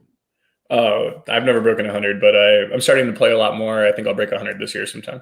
Man, maybe we could do something fun. I also just started. I definitely don't break 100, but I've like, it's like poker, right? The doing some lessons, and you can significantly improve quickly to get to sort of the whatever. And then obviously it gets to get to, I have heard of the analogies, but once you get in like the 90s to get down to 80 and then like to get 79, it's super, super hard to go like one or two strokes. But to get from like one of improvement kind of. Yeah, 110 to 90 or something is probably reasonable, but whatever. We could 110 to 90 is like pretty easy. So that's what I'm hoping to do this year. Yeah, but it's like go out. I have a hole where I get an 8 or a 9 because a couple duffs or slices or whatever the heck it is. And just got to eliminate those with some consistency. And I think we'll both see the strokes fall off. Yes. Very, very cool. And something else that I thought was interesting, you talk about articulation and working on speaking. Is there something to that you wanted to, this was like notes I was given about, you say that you want to work on bettering yourself and talking about how to articulate. He works on improving articulation, repetition, challenging yourself to speak better. Is that true, or I just got this given a note? Is there any like work you've done with that, or is that just kind of random? It feels random, but I do have issues with articulating my thoughts sometimes. And it's often like responding too quickly and not really thinking about what I was going to say or something like that, like shooting from the hip. Must be from my dad sends me notes, and there was a thing about he works on improving articulation, repetition, challenging yourself to speak better. There's a special poker vocabulary to be articulate. You need to be comfortable with it. Or maybe he's referencing within poker, like it's like almost a language, I guess, how you talk, right? Like three. Yeah, definitely. On AI and our website, we have like a glossary page, and like say Foxon writes an explanation and you're not familiar with one of the words he uses, well, it will be italicized, all of like the glossary terms. You can click on them and have a pop-up that explains the word to you. And I do think that being able to converse with other poker players using the proper poker vocabulary is like imperative to getting better. Very cool. Well, we have, again, a $55 ticket courtesy of Party Poker. We are going to be giving away. We'll cover a few more things. I want to dive in at the end too and look a little more at the CLC site. But let's take some questions because there are a lot. And I know you gave me 8 hours, but let's see if we maybe shoot for the 2-hour range. 8 hours is Yeah, that sounds we good. can cover it, but let's get into some of the questions. So we've already spoken about Galfond. Goes to them, who is the lead moderator on my channel. I don't know if you're familiar with Marco. It's everywhere. He asks a question. Ask Chance what his thoughts are on sociopaths in poker. If he thinks that they have an advantage and how he deals with people from a live poker perspective who seem to display sociopathic tendencies. Interesting question. Sociopath, a person with a personality disorder manifesting itself in extreme antisocial attitudes and behavior and lack of confidence. Okay. I wanted to make sure I had the textbook definition before I responded.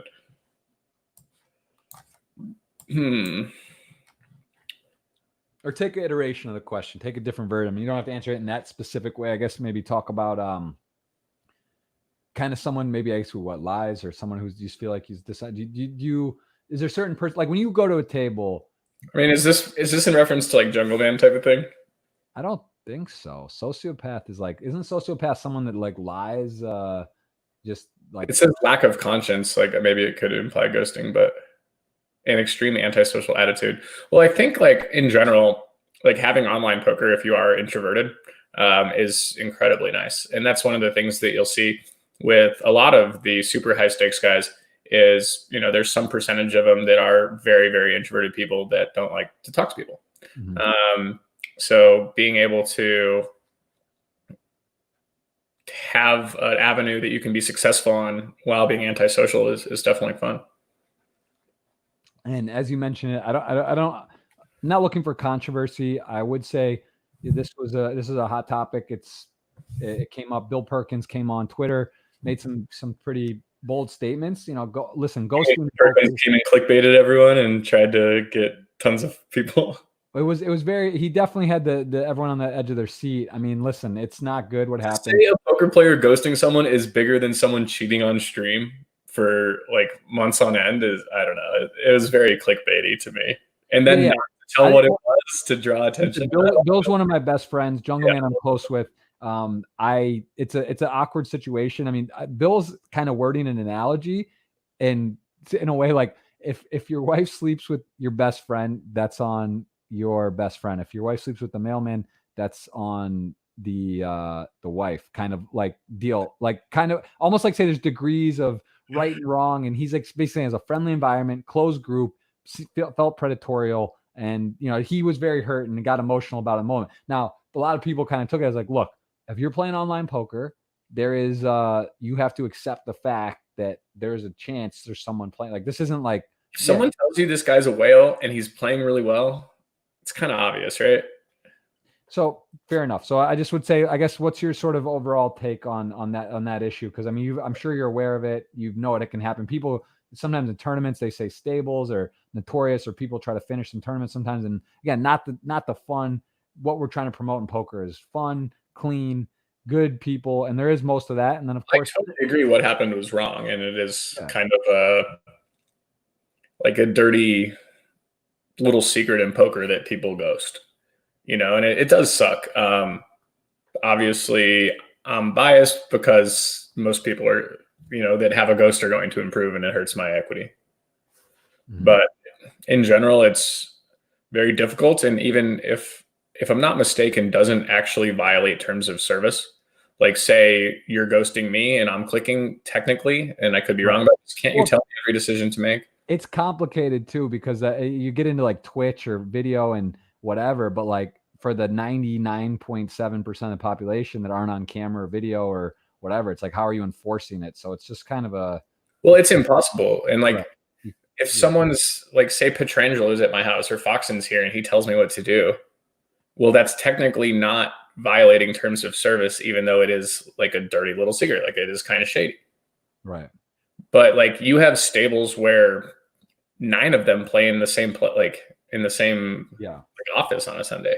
And then, like you said, certain people help close them out. And it is like really kind of unfortunate. Like, one of the coolest aspects of a tournament is going deep and making a final table with a bunch of donks.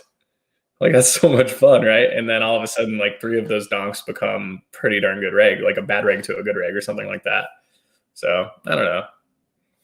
Yeah, it's tricky. It's not, again, it's not one of the fun, or it's also one of the, I guess, kind of arguments. If you're looking at the prestige or a thing about it online, there's that component of it where, it's not really talked about. It's not really maybe what percent of it is done, but yeah, it's like a guy wins a bracelet and, it's just not as perfectly clean because there are avenues for some unethical or sort of gray area things, right? That's a possibility. There's going to be, out of all the bracelets, all the WPTs handed, is there going to be anyone that didn't play completely by themselves? Like, you could bet a lot of money that at some point. And I actually was aware of the club that Cena had Jungle Ghost on. Yeah, and I know. I had a friend playing the club and asked me to help look at it and like to see if I thought everything was fine. And he told me who the players were. And I told him that I thought Cena had a ghost watching 1 hour of play. So like, it's just so blatantly obvious. You tell me this guy's a whale, but he's choosing third pot on the right texture. Come on. Yeah, and I think that's also sort of up to, that's why it gets complicated, because when you're looking at game runners or people that organize games and stuff, if there's reasonable doubt, or you kind of, it doesn't, like you said, the guys that are game runner probably knew and didn't care, because if Cena's a fish, everyone's playing more games, running more rake, and he doesn't care who wins. He just wants the games to run. It's very complicated, and that's to my, to me about the Apostle scandal, which I wanted to ask you about as well, which is obviously in my mind just so blatantly, of course, obvious. But it's like, that was bad. What blows my mind is seeing some of those hands, and like even I know some of the announcers, or whatnot, whether or I've met them or whatever. It's like, if I saw 1 hour or 30 minutes or 2 of the 1,000 hands that happened, you would just immediately know he's cheating. I would be like, what the hell? Like, I would have commented, I would have talked to like the director, I would have, or whatever, I would have looked into it. I would have noticed it. Like, when you have 2 pair on like the King 8-6 deuce or whatever, like no flush, no straight possible, and you're like just pot controlling or calling or check folding or check calling, or like, it's just like insane. Like, he's just doing, it's just like spots where it was just like impossible. It would have been pretty easy to see. It's not like, I just feel like I've been cheated enough in poker to identify that type of stuff. And when someone does something uncharacteristic to their natural style, is normally when you notice. Like Ben and I back in the day went and got cheated in some game. And like the guy came back from like doing drugs in the bathroom or some shit. And he was this massive nit. Yeah. And like Ben was in a hand and he was like, do you want me to call? It was like 13K pre and like 2-4 or something. And this guy was a nit. And he was like, do you want me to call? Do you want me to call? And Ben was like, no. And it was like, I'm calling anyway. And he had like the ace-6-6-3 with nut hearts, which he would never put in $1,200 with, nonetheless 13,000. And he just flopped a set. And like this type of thing happened many times where he tried to make it your idea, deviated from his normal play style, and then just always flopped the nuts. And I'm like, sure, man. Like, this is just so fucking obvious. And I actually, again, thought after session 1 that we were getting cheated. Was convinced that we weren't, went back and lost my whole net worth after Black Friday that I had spun back up, and so I've been victim to scandals like this before. And it's probably one of the reasons that I am very skeptical, and probably one of the reasons that I'm able to notice when I think it's happening. Right. But yeah, it's that's it sucks. Again, poker, there's so many good things, so much positive stuff. And I'm sure you would utter the same sentiment. You've met a lot of your closest friends or people in poker, and great people and interesting people out of poker. And of course there's going to be anytime there's money, anytime there's stuff involved and there's some angles, there's going to be people that go for it and take yeah. And obviously the light gets shined on it. It's the best drama, the best click, so we just have to remember that it really isn't as common as it could appear. Right. Okay. Awesome. All right. How do you? Okay, we already touched on this. I don't want to dive more in this. You discussed earlier about how do you prepare for the challenge, solver work or other pros. You kind of talked about it. You are doing some studying. You do a little both. You look at spots. You do some heads up practice and talk about stuff. Yeah, I'm experimenting with vision, running a bunch of Munker sims, playing a ton. How do you overcome a big hit or a loss? Do you play more or nothing poker related? What do you do on a downswinger after like you bust 100K or a tournament or big bag? Something not poker. Not poker. Something to not think about poker.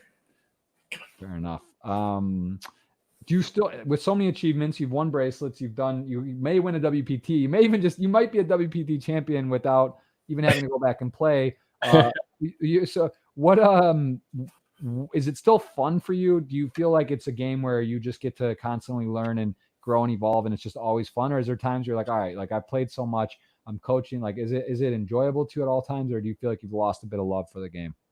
I still enjoy like the one-on-one coaching when I rarely do it now. I still really enjoy building this artificial intelligence platform. Sometimes I don't have the love and desire to play cards as much as I used to. But that ebbs and flows, I would say, just like it does for everyone else.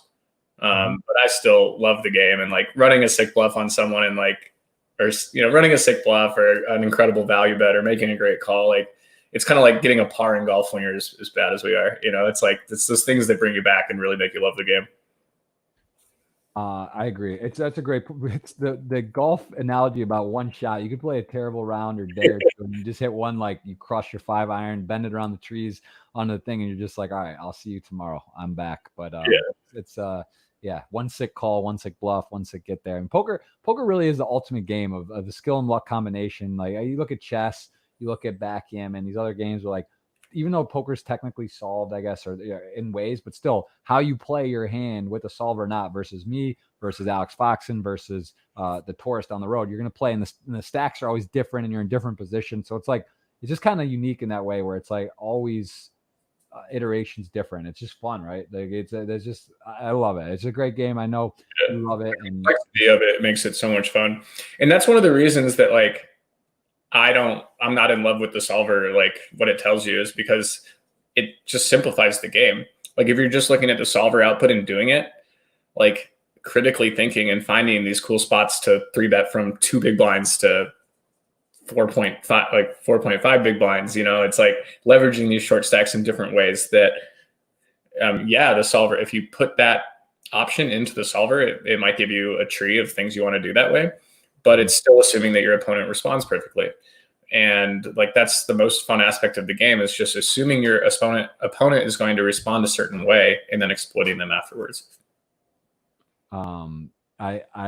It's really well said. I also wanted, what's your dog's name, by the way? What's going on? Give us the story on the dog. Okay. One sec. That's Ollie. He is 7 years old. Come here, buddy. He's just laying in the sun. That's all he does. Taking it in. Yeah. What was I going to say? Oh man, I had a question. We've had him. We rescued him maybe 5 years ago when he was 2. Very nice. How, what about traveling? What spots do you love, like, in terms of in the world? Let's say poker stop that you just don't want to miss. And then also, where do you like to go to just sort of go unwind? My favorite poker stops is probably got to be South Florida. Like, Emily and I lived there for a few years, so we have a ton of friends down there, poker players and poker, industry people. And so it's always good to go down there and see everyone. We haven't seen the new guitar yet, so that's definitely one of my favorites. Playground is awesome. Montreal, for those that don't know. My 2 favorite spots, and that's and then obviously Aussie Millions is one of the best stops. So. Very cool. What about vacations? Where do you like to go if you're just going to unwind for a week, 10 days? Do you unwind? Do you ever kind of unwind, or no? Oh yeah, for sure. Yeah.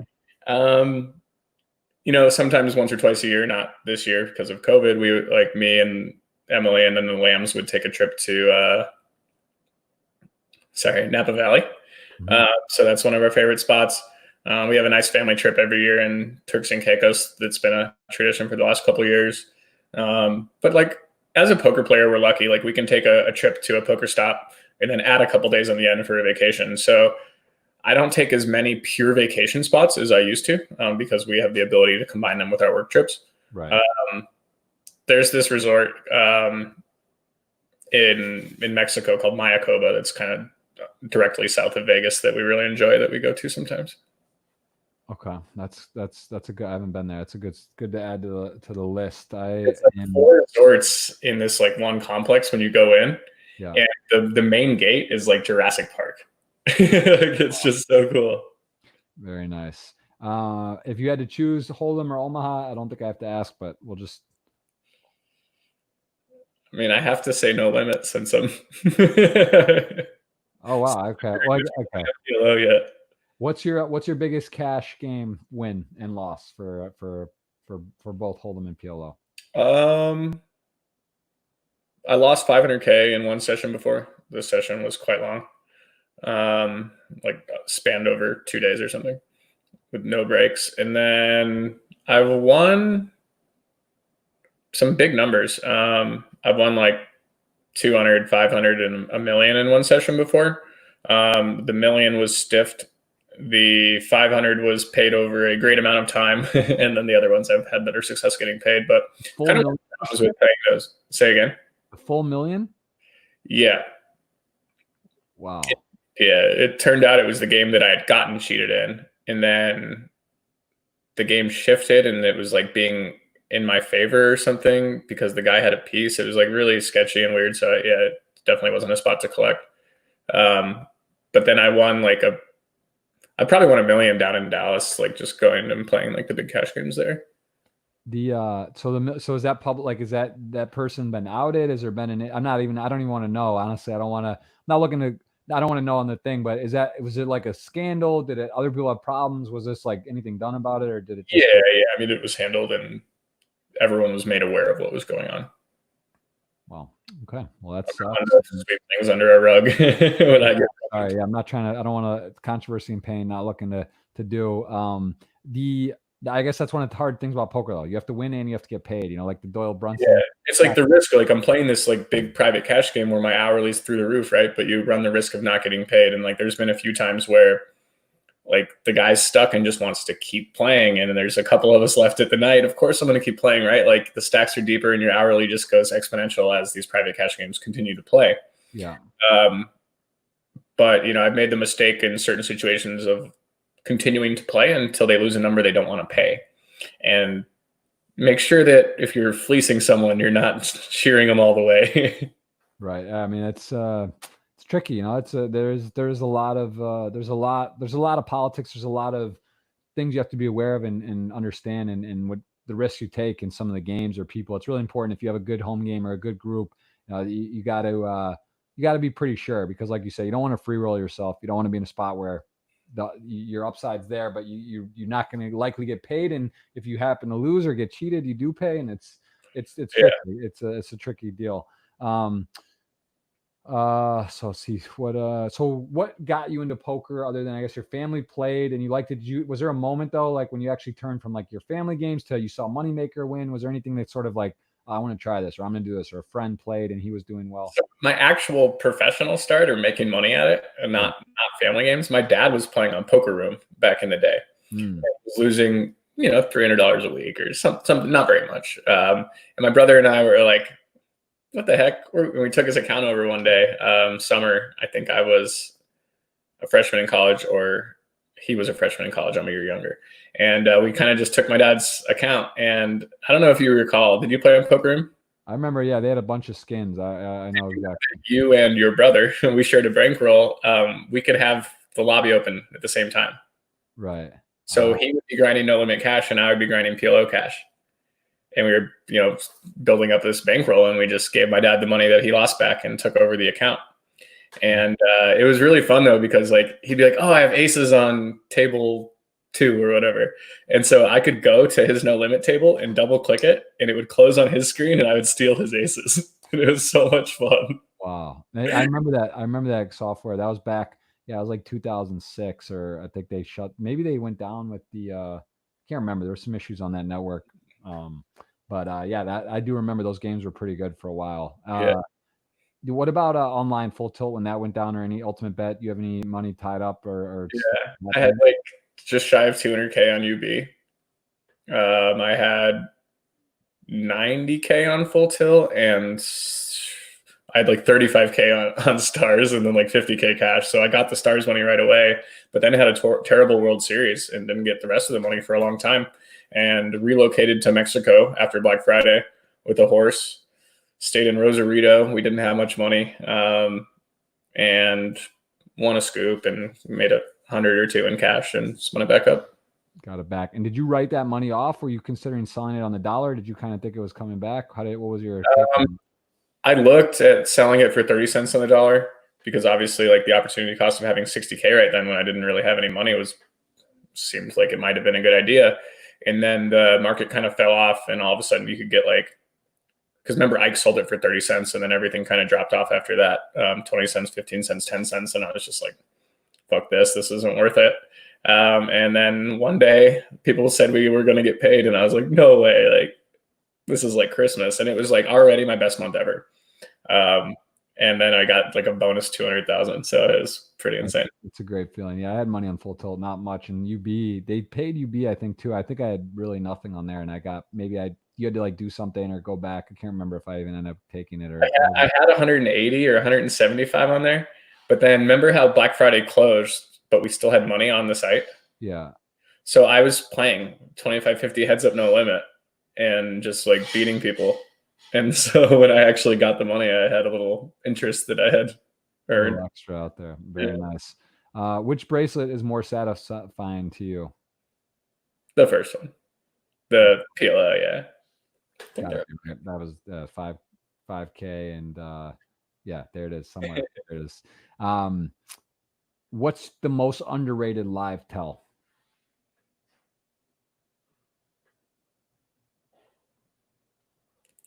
I don't know if I want to say.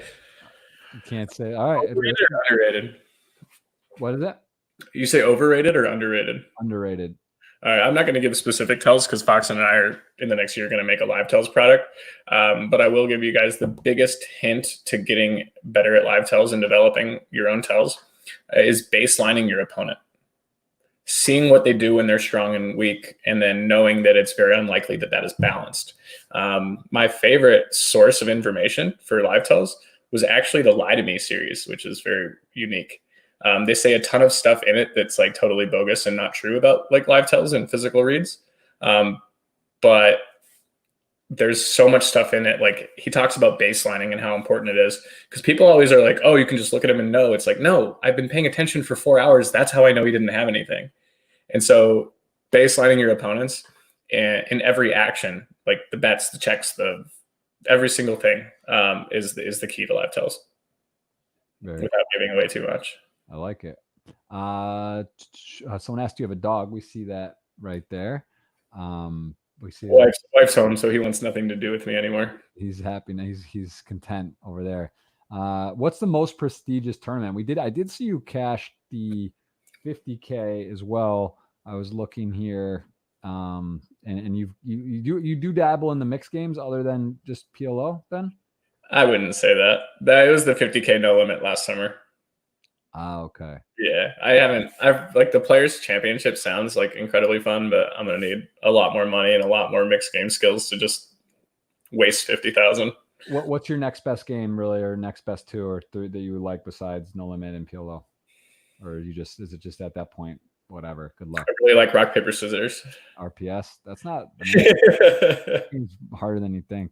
I think there's some skill. I've probably played thousands of games of rock, paper, scissors. First, the person have you ever played the coin game, or they might be called something else, the coin game, where you hold like 1, 2, or 3 or 0, or no, 1, 2, 3 or 0 in your hand, and then you hold it out, and there's like up to 7 people, and then you have to guess the number of total thing is. Like it's a really fun game. You'll have to teach me that one at the next live stop. Super, super sick. Like I remember one WSOP, like McLean Carr, Begley, and Max. We were playing it like every day. Like it was how we'd settle bills and everything. It was very intense, but there's definitely skill there. Do you still talk to McLean? Yeah, he called me the other day, and I was in the middle of saying I need to call him back, but I not as much as I'd like, but we do keep in touch. I think he moved back. Stay in touch with him, but I like really like the guy. We used to be pretty good friends. And that was like my main poker core growing, but for a while when like Begley and McLean and Waxman, we were traveling back then. I mean, those are I was with them when the Black Friday hit. I just remember McLean. It was so crazy. I remember losing in like a full he was on the sickest heater too for a while. Like he won the F tops for like, we were at the same thing. We were like 20 left, 25 left. I got it in aces to ace jack and lost a sick one for a decent pot. And busted in like 20th. I had a decent swap with McLean, and he just like got in queen king to ace king, ripped it, won it, and then like he got an ace 10 to aces and won, and like just won the tournament. And I was like, I'm sitting there on the couch, and like we had a swap, and I was happy, but I was like, man, like really. Like I'm like, how does that happen? I remember exactly. Bittersweet, like needly. But like there's something about confidence. I want to ask you too about that. Like that 2016 run you went on, you see the Dan Coleman, Fedor Holtz, Justin Bonomo, these type of runs in poker where people are just ignited, like they just can't lose. They just everything you do. And I talked to Dan about it, talked to other people too, and they say something about it when you're winning, when you're playing well in your tournament. Like Joe McKeon must get this a lot too, especially when he's on the circuit all the time and deep. Alex Foxen, people are just like, man, this guy's trusting yourself. It's like you're in this heater and like you've been making so many right decisions. And then you look at this spot where your opponent shoves and like you have the best hand to call, but you just know that he like, and you're supposed to call from a GTO perspective, but then you make this hero fold because you know the guy doesn't have enough bluffs here. Like that's the trust when you're on a heater that you can actually like deviate from a big river spot where it's like, I have the top of my range, I have to call. That's not true. Like being able to trust yourself and fold in those spots if you truly believe your opponent doesn't have a bluffing range, that's what it takes. It's really hard to do. Yeah. Yeah. And I think that's funny on Twitch too. And I get crushed sometimes. I had a guy lick his shoe, like eat his shoe and send a video in because of a spot where like I bet folded the river and the guy, people would like lose their mind. And then I knew it was Dario Sammartino. And I said like, yo, send me this, just do me a favor. It wasn't like a critical point of tournament, but it was for an all in and a 10K Poker Masters. And like, I just, whatever, I folded, I folded a straight on a paired board, and maybe a flush even on the river backdoor flush hit, but I led and got shoved. And then he was just, people were going nuts, and that's the problem with Twitch too. Cause like they see my cards, they don't see the other cards. And I'm just going to have to like hear about this shit sometimes. So like I end up folding, Dario sends me and he had the nut flush or whatever. And like this guy said, cause he said in the chat, I'll eat my shoe if that was a good fold. And and he did it and sent a YouTube video. We have a command for shoe on the Twitch channel now, but like sometimes you got to check the chat pros. You got to keep them in check every once in a while. You can't let them just run amok on your show. So, but the point is, to that point, sometimes it's like, oh, well, it's like almost too crazy to fold or not bet here. But then you just like do it. And you, because of that, like you're saying, if you really believe that like, this is just for whatever reason, and maybe once in a blue moon, you're wrong and it's just terrible. But like, ultimately, if you just believe like that, that's what you're saying. I probably could get away with a lot, right? Like certain guys are just never going to fold to me when in spots, in the right scenario. So yeah, we could talk about that more. All right. So who taught you to play? Did you self-learn, friends, just kind of any books, any early study sites that you used? I was totally self-learned for the first year or two. And then I'm trying to think of the name. Doc. Remember Blue Fire and Card Runners? Yep. Oh yeah. Deuces Cracked. That was the one. So my first real like training was Deuces Cracked, and I would watch Vanessa Selps teach me how to play PLO, and later became friends with her and got to talk a lot of strategy with her. Kind of actually during the McLean car time in late 2011. Yeah. And so I was like taking it seriously and making money at it, but I wasn't really working on my game until a couple of years after playing. And then you kind of realize that you spend 10 hours. Let me close the door real quick. You spend 10 hours studying and then 100 hours playing. And then that 100 hours is like playing for 130 hours because you're making 30% more money. Right. And so it was just so important. And yeah, so self-taught, but I already learned the games. And like, remember back in the day, you'd watch ESPN and all the WSOP events, and every single hand would have the percentages at different streets. Yeah. That was like how I kind of learned. Yep. And just like pattern recognition has always been a very strong skill of mine. Mm-hmm. That's why I'm like good at live tells kind of naturally. And like being able to see that like this is working, he's making chips by doing this. And like, you just kind of start recognizing patterns. And that's especially like, that's all it was back in the day for me. It was like, you could see that when people bet big, they had good hands, and like you could just min raise pre and see bet on the flop and win a ton of pots, and just kind of realizing those patterns in the game early on before actually having a fundamentally sound like baseline for my game was definitely helpful. Makes sense. What is your biggest inspiration? What gets you kind of motivated? You got your clean trophy case. You take care of yourself. You're doing a program. What is it that inspires you to create and grow and learn? And what is that for you? That's a good one. I think it's the drive of financial security for Emily and I and future family and stuff like that. And just like we're in this new house now and still need some furniture and a couple rooms, and our backyard is still dirt, and we have plans to do that. And so saving up a bunch of money for a backyard and, you know, other investments for future financial security or rental properties, or, you know, it's tricky now because it's more about like growing. Like now I actually just kind of want to like grow CLC and make it the best company that it can be. And I think that like that's kind of one of the things with different successful people is they go in like waves of what they're working on, and that's definitely what I'm driving on right now. How do you focus? How do you not dive like you got okay, that helps. That's nice. I should probably I have mindfulness reminders, and I've actually studied mindfulness and mental game with my personal coaches, and the Optimize Your Mind course, like making that course was very helpful. I did the $10,000 Tommy Angelo package back in the day. Like I've spent probably like $40,000 to $50,000 on coaching, you know, and not like all the subscriptions I've had over the years, all the one-on-one coaching I've purchased, you know, and solver work, you know, is pretty expensive to rent servers and stuff. Yeah. And so, yeah, I mean, I've studied a ton and worked on my mental, like the mental game is actually extremely underrated, like, as you know, from working with Elliot. Yeah. But I think that a lot of poker players don't realize that they're not playing their A game that frequently. Yeah, it's true. It's also like in PLO, I think to your point, like cash games, things I notice, fundamentally, people play decently well. Like even guys that are not winning players or like they're businessmen or whatever, they know they're not supposed to play 5, 6, 9, 10, one suit or two.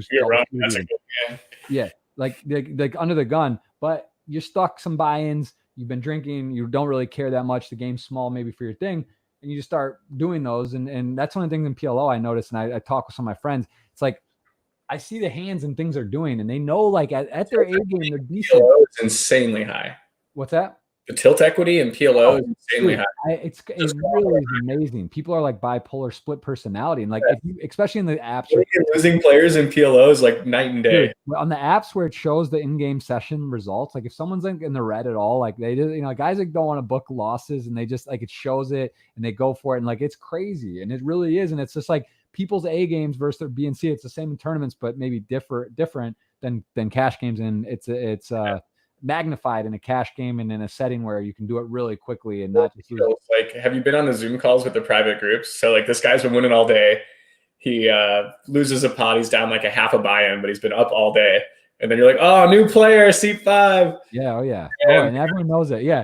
10 buy-ins because he's so talented, like it's equity in PLO is very fun. It's crazy. And it's like, that's what I'm saying. Even if you're a good player, you can't really overcome certain things. Like you can't overcome playing deuce, 3-4 double suited for like under the gun opening and calling 3 and 4 bets. Like you just, even when you hit your hand, you can't, like multi-way pots. Like these are things that just, it's just funny because like guys like kind of know it fundamentally, but it's just out the door. Like they're just like, all right, what, this isn't right. I'm going to do it. And like thinking, and they just turn their brain off and they're like, I got 4 cards. Let's see the flop. Let's float the pot and see the flop. I got 4.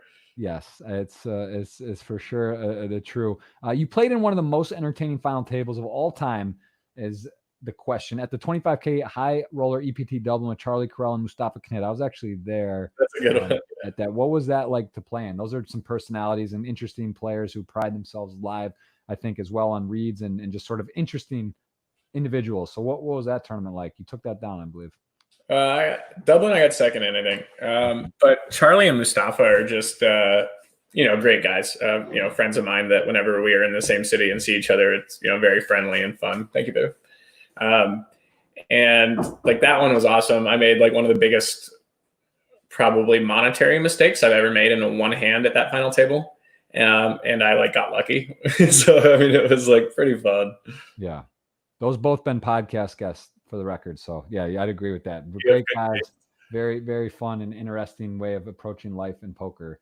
We crossed the 2-hour mark. We have bathroom breaks. We've got shit. We got food coming in. We're tearing through here. We're getting close, guys. It's not too late for you to get a question in and be eligible for the $55 ticket on Party Poker. We're winding down here. We got some more questions. Get them in while you can. Favorite tournament series? What is that? Whatever that means to you. WSOP. Why? Is just because of the sort of the history, The It doesn't like summer camp where you have the higher hourly than you have all year and all your friends are in town. Like it's Candyland for poker players, you know? I see people. Look at that. You're even answering the questions. When are you starting? You're in there. You're mixing it up. How do you prepare yourself for the final table? What's your strategy for super aggressive players during late stages? Like, and you would consider yourself an aggressive style, but of course you adapt. You're able to shift quickly if you feel like that's the play. Your image, I would say, is known as more aggressive, willing to take chances, but you can capitalize on that too, right? Is it fair to say that's one of the more important skills in poker, to know how you're perceived in a given moment, not just in general? I think chances aggressive, but how is he playing today versus this lineup in this situation? And it's not always just pedal, 4-bet jam. You know, there's spots where you're going to, like you said, you're going to make hero folds. You're going to fold when you know you have to call. If you have a psycho on your left, sometimes the easiest adjustment to make is just to wait till you have a hand you can 4-bet shove with, because their 3-bet frequency is going to be so high. Yes, the frequency in which you win hands goes way down, so it can be difficult and even harder to stomach. But you make so many more chips when you have good hands, it makes up for it. You know, the other option is like, say the guy's immediately on your left, so you know that like your cutoff in hijack, he's going to 3-bet you a ton, right? But maybe he won't be 3-betting you when you're in early position, so you're actually wider from under the gun and +1 than you are from the cutoff. You know, and so it's like there's so many like intricate adjustments, and that's like kind of what I say when I say that, like, just knowing the solver output of like, I'm supposed to open 24% of hands in this position, blah, blah, blah. That's not the answer. You have to look at the button, the big blind, the small blind, your perceived 3-bet frequencies, the stage you're at in the tournament. And like, you need to critically think about every situation. And that's the biggest problem that I see with everyone right now is they're like, oh, well, I have ace-5 suited, I'm supposed to raise this hand. And it's like, you're losing probably a half a big blind with this raise because the big blind folds 0%, or like, you know, the guy behind you is going to 3-bet shove too high of a frequency. You know, and so there's so many spots where like the solver output isn't the answer, like critical thinking is. And you're saying you just open fold, or you maybe limp that hand, or you would? Yeah, I mean, or you just like, if you're going to min raise fold it, then you're just going to lose. You have to like raise and 4-bet shove or not open, otherwise you're going to lose. You know, or it's so hard to say when we're just kind of giving a theoretical abstract example, but right.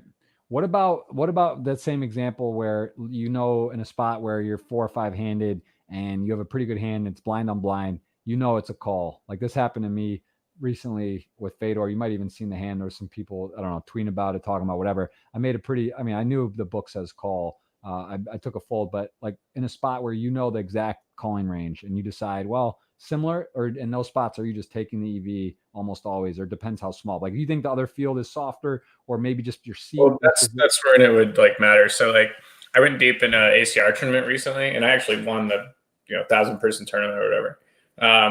But there was a spot where I jammed the cutoff in the effective with sixes, and the effective stack was deep, like it was like 14, 18, and 28 big blinds. And it wasn't like, I think it was making chips, but I'm like, wasn't in love with it, even though I got the shove through. And I took a picture of it, showed it to Fox in the group chat or whatever. And he was like, well, like, yeah, you're making more chips there than if you're raising, but you need to edge pass. Like, you need to take the lower plus chip EV, because if you like, your stack is worth so much in this tournament equity, like right now, that you shouldn't be taking the maximum plus chip EV spot. You need to be preserving your stack. And like, I kind of knew that was the answer. And that's one of the reasons I sent a picture of like the shove, because I was like, this didn't feel right. Like, I can tell this is probably bad. So, but if you're in a tournament with Fedor, probably shouldn't be edge passing. I doubt you're playing like a 109. No, it was a 5K, like 5-handed or something. Yeah, you can't do it. Right. Fair enough. That's interesting. And on that, so who's in the group chat? Do you have stuff for chip leader coaching? Then you sort of like a friends or a group that you just pour anytime there's just something interesting, you basically just dump a hand in and someone responds, or the group chat that I talk poker in is primarily the chip leader coaching coaches chat. And then like my other group chats with friends, it's more just making fun of people's tweets and stuff. It doesn't really have too much poker strategy. Right. That's fun too. That's what group chats are made for, right? Yeah, you got to have some fun.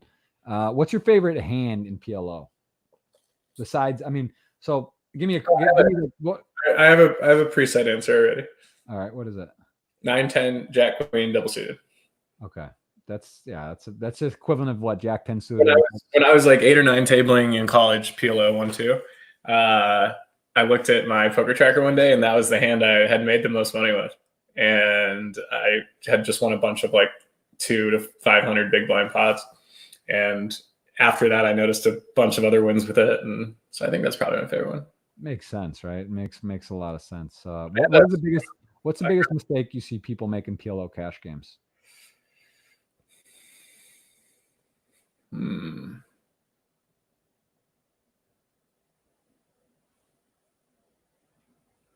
I mean, they don't understand. Yeah, I think I got an answer for that. It's their stack off ranges and how they change based upon the SPR that's remaining. Like it used to be like super extreme where like some guy would 3-bet aces to, 11 big blinds and then they'd put in 90 big blinds. And that was the extreme version, but not understanding the SPR and how the stack off ranges change based on board texture and SPR and number of players in the pot. Right. It definitely is incredibly dynamic. Right. Yeah. I mean, that's, I think that's also fun. What I find in PLO cash, especially in sort of softer games, is being multi-way and just really understanding, you start getting to calibrate your ranges, even without doing too much solver work on it, just kind of understanding what you need and what kind of you have overpair with the backup or not. If it's 3-way, if you're 4-way, what hands you're betting, what hands you're checking back, and just seeing how willing people are to kind of get it in light. It's interesting, like to understand how much stronger of a range you need in spots and how it really affects. I mean, 4 cards is a lot. You got 4 extra cards you're against in a spot where someone's calling a raise preflop. Like, you got to have a pretty good hand to go with it, like for a decent amount of blinds. So I love it. PLO is definitely a very intricate game. Also, tournament PLO seems to be getting a little more popular. You said they've introduced it. It's super interesting. I've been enjoying it. Yeah. No, it's good. I'm looking forward to that WPT 3500 on Party Poker. I believe it's for one of the 5 main ones. I'm not sure if you get your name on the trophy for the main event winners or whatever, but it's I think they do. Do you know when it is? Yeah, it's I hope so. That's look at. I mean, that's right there. Party Poker. We are. It's July, I believe, 17th until September 8th. So it's a nice, healthy series. But they're doing like. You got to move that logo over a little bit. Yeah, but just a little. Every once in a while, you give a little scroll. Be in your face. That's pretty cool too. Yeah, we got to have product placement. So yeah, man, we're gonna give away that ticket here. Not too late to ask your question. We're gonna do a couple more, and then we're gonna roll for the 55. What is someone asked what's your favorite country and why? Let's take the U.S. out of it, assuming that it's the U.S. No, it's not. It's not. So what is your favorite country? Enough to not pick the U.S. What do you got? Give me your favorite. I mean, I think I would just choose Australia. And you have lived there or no? Oh, to live? No, I've just gone for a month 3 different times. That's a nice stint. That's a nice bit. And where do you see, how many kids would you like family wise? If you were you mentioned a future family, that's something that would be of interest to you. What would be your dream if you could just pick a button and you get to just forget all like the work? How many kids would you like to have? Our plan will be to start with one and evaluate if we want another. I'd be very surprised if Emily and I are a 3-kid couple, but there's a chance we're a 2-kid couple. We definitely want at least 1, maybe 2, probably not 3. That all checks out. That sounds like logical. Logic. It's like what if this first one? Like what if we have a first one and it's just a terror? Yeah. It's gonna be a twin or something as well. Like my wife's a twin. It happens. The stat on twins is surprisingly high, and well, that's because of fertility drugs nowadays, right? It makes sense, but it's like 3% or something, like 1 in 33, which seems ridiculous. But I would be so scared to get pregnant for the first time and have twins and be like, holy shit, I only signed up for 1. It's I mean, I know someone from college that had triplets and it just buried them. I mean, it was just like, it was literally impossible. Like imagine like you're ready to be a father and you just have 3. Like, come on, like what, talk about chip leader coaching or poker playing. Like where are you going? You are locked in on a deal there. So that sounds fun too. Yeah, it's serious business. All right, well, Chance, is there anything you want to touch on? Do you want to know before we do give away this 55, which I will show quickly here, still give you guys a chance to get in. Let me just take a look here and do this. So we'll copy this. Yeah, throw that chip leader AI landing page. So we're right here. So is there something else to show, or you got Fox and you got yourself? The URL, maybe I should tweet it or something. This one, let me see right here. Socrates.com/CLAI. What is that name about? Socrates. What's that? Socrates is the artificial intelligence platform that we partnered with. So they helped us build this landing page. But the product itself will be Chip Leader AI. How long is this trailer? Is this a trailer? Yeah, let's watch it. It's pretty short. It's like 45 seconds. The volume, it might be too loud here. Hold on. It starts off loud, or like it's once we start talking. Nope, I can't hear it. It's loud for me. Oh, okay. You can't hear? Mm-mm. All right, well, just enjoy. I can hear. I think they can hear. Good.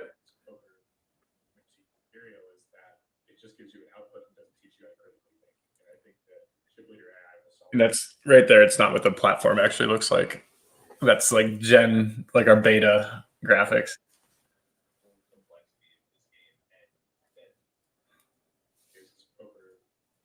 Here? Yeah. That looks a lot nicer now than it used to. But so this is, that's pretty cool. So it's giving you hand spots and you get to visually see and talk things through. I mean, is it actually, are you putting in hand histories from online tournaments you guys have played? Like, what do you? Yeah. So picture like a lightning bolt. So you know how a lightning bolt comes down and then splits into a number of pieces. Mm-hmm.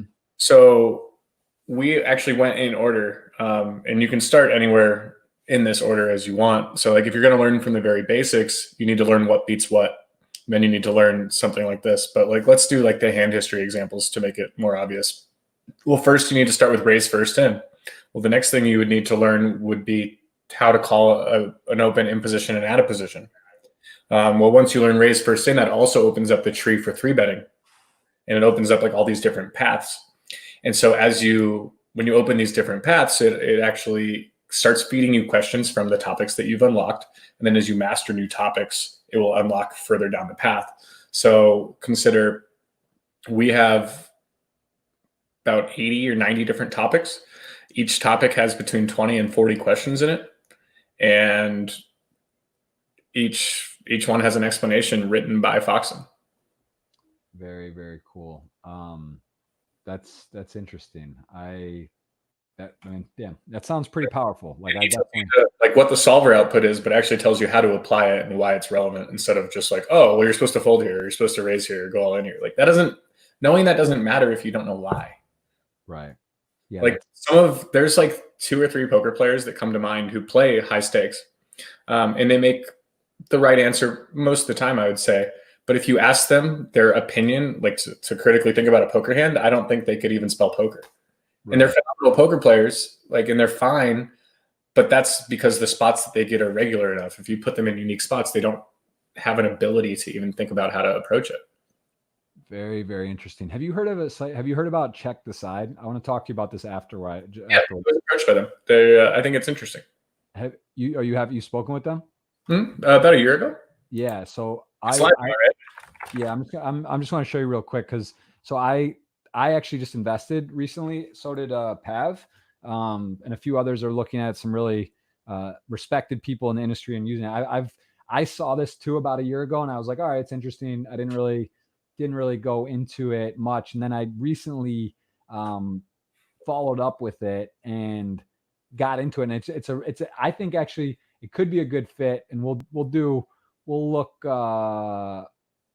at it later. But I'm just kind of curious at your feedback on it. But essentially, the way they have a nice replayer, custom logo, you can show what you do, right? So you get to actually they give you a rank. So like you could put up your tournament history, then I watch it, and then it shows they ask me what I would do, and then so that they actually like replay it, and then it's like, all right, here's what you think you should do, and then it gives you what I actually did. And I was thinking there could be even another version where, even like what's the right answer, like maybe it could go, and I think that's something they want to put in, right? Like what a solver would say. So like you could actually have 3 different things, but I just feel like it's a really interesting way of reviewing. Like let's just say I do something wrong. Let's just say I went all in. you know, like, so I say this and then they tell you, no, it's not what you did. And then it'll show you, you know, you can see what really happened. Okay. And then and then, so like, I just feel like it's a very cool tool and it's customizable. And then you can actually, Yeah, I played around on it a little bit. yeah. So we'll talk about it. I think it could be cool for what you guys are doing as well. Maybe to have some sort of The hand that you just showed. So you raised ace for queens and got a caller in position, caller out of position. right.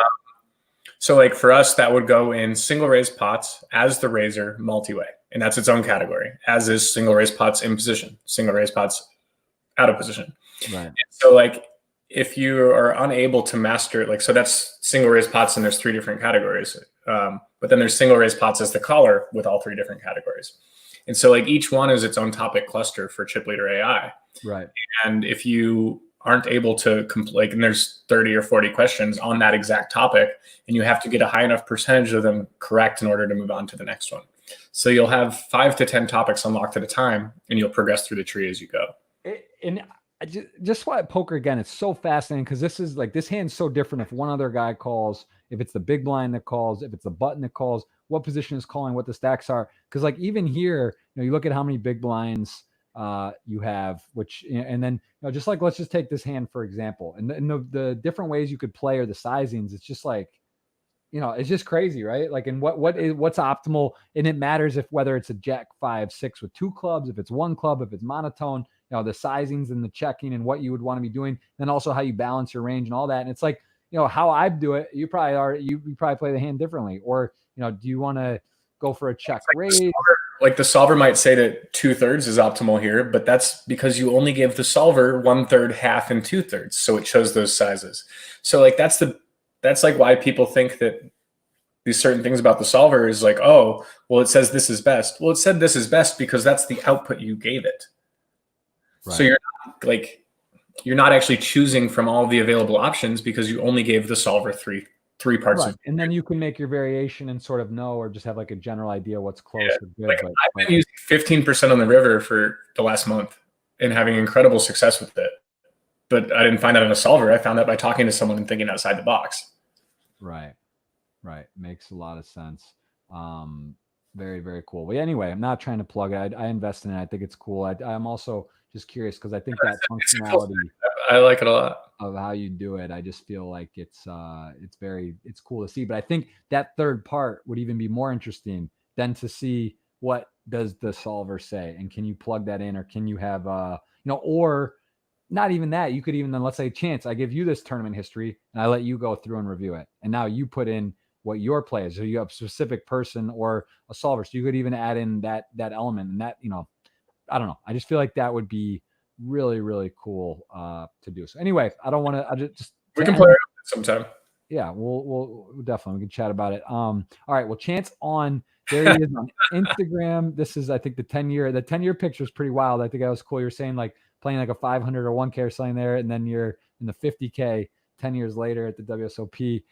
We got you on Twitter, as well as your website, and I need to get set up, man. I need to get in more ingrained with chip leader coaching. I would definitely love to dive in with that group. You, Alex, we'll have data soon for chip leader AI if you want to test it out with us. Yeah, please put me on the list, and definitely. Let's do it. So let's go ahead, and anything else you want to close with? I copied this already. We're gonna do a $55 retweet. Anything else you want to say? Any closing statements? Any positivity in the world? Anything you want? Close this out before we do this giveaway. Yeah, I mean, just to stay safe and wear your masks. Don't be a dumbass. Like you're not helping yourself, you're helping others. But yeah, check out clai.withsocrates.com. I'll tweet a link this week, and sign up if you want to be notified when we actually bring the product to market. I think it's going to be a big thing. Very cool, man. All right, well, Chance, this has been a pleasure. I'm going to let you tell me when to draw. Someone's going 55 courtesy of Party Poker and Chance today, and Chip Leader Coaching, and myself gonna go ahead and tell me when. Ready, set, go. Boom. So that is rolling, and someone by money.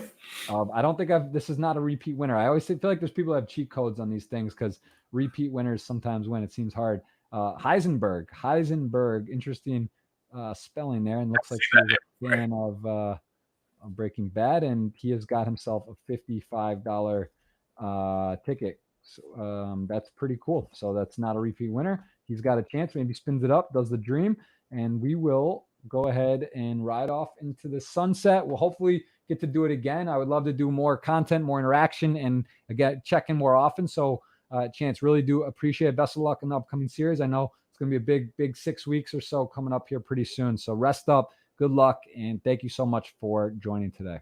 Thanks for having me, Jeff. I enjoyed it. Thanks, Chance. All right, guys, that's Chance Kornuth. This will be up on all the podcast outlets. You can watch the replay, of course, on YouTube, and we will be back for another podcast tomorrow, 12 p.m. I think also Friday. So we're going to start knocking them down, and we will keep it going. And again, we'll check out Chip Leader Coaching. And I've said this before. I really believe in it. I know these guys. I know they're successful. I know they know what they're talking about. There's a lot of coaching options out there. You know, I'm with Raise Your Edge. There's Upswing. There's numerous other courses. There's a lot of different information. People learn in different ways. I think you can't go wrong when you work with some of the best or talk to some of the best players in the world, and probably doing slightly different than other people. And, then you get to actually see stuff that overlaps, matches up. And you also get some new ideas and things. So I'm a big believer in doing more. I'm not just saying I'm only going to use one coaching. And it's, if you have the time and you're able to do it, Chance reference doing 10 hours of studying, what that could do for your win rate. Just how he kind of quantifies it, it's pretty powerful if you really think about it. You're talking about spend $100, $500, $1,000. If you're playing 200s, 100s, 500s, even a $55 or $22 tournaments, what you could do, that's how many buy-ins is that? That's like nothing. It makes it so trivial. And if you get good content information, it's really not a big expense on whatever you're doing. It's just kind of a no-brainer. And that's my opinion. And I will back that up. 4 table and bust 3. Start studying when you have 1 table, Yes, very, very, very true. So, all right, guys, we're going to sign off. Thank you so much. We'll be back soon, and I hope you enjoyed it, and we really appreciate Chance's time, and we'll see him on a table nearby. And good luck to Chance in the WPT, or congratulations on being the WPT champion if they just end the tournament, whatever it is. Good luck. Enjoy that money. Enjoy the score, and I'll see you soon, man. Thank you. My pleasure. Cheers.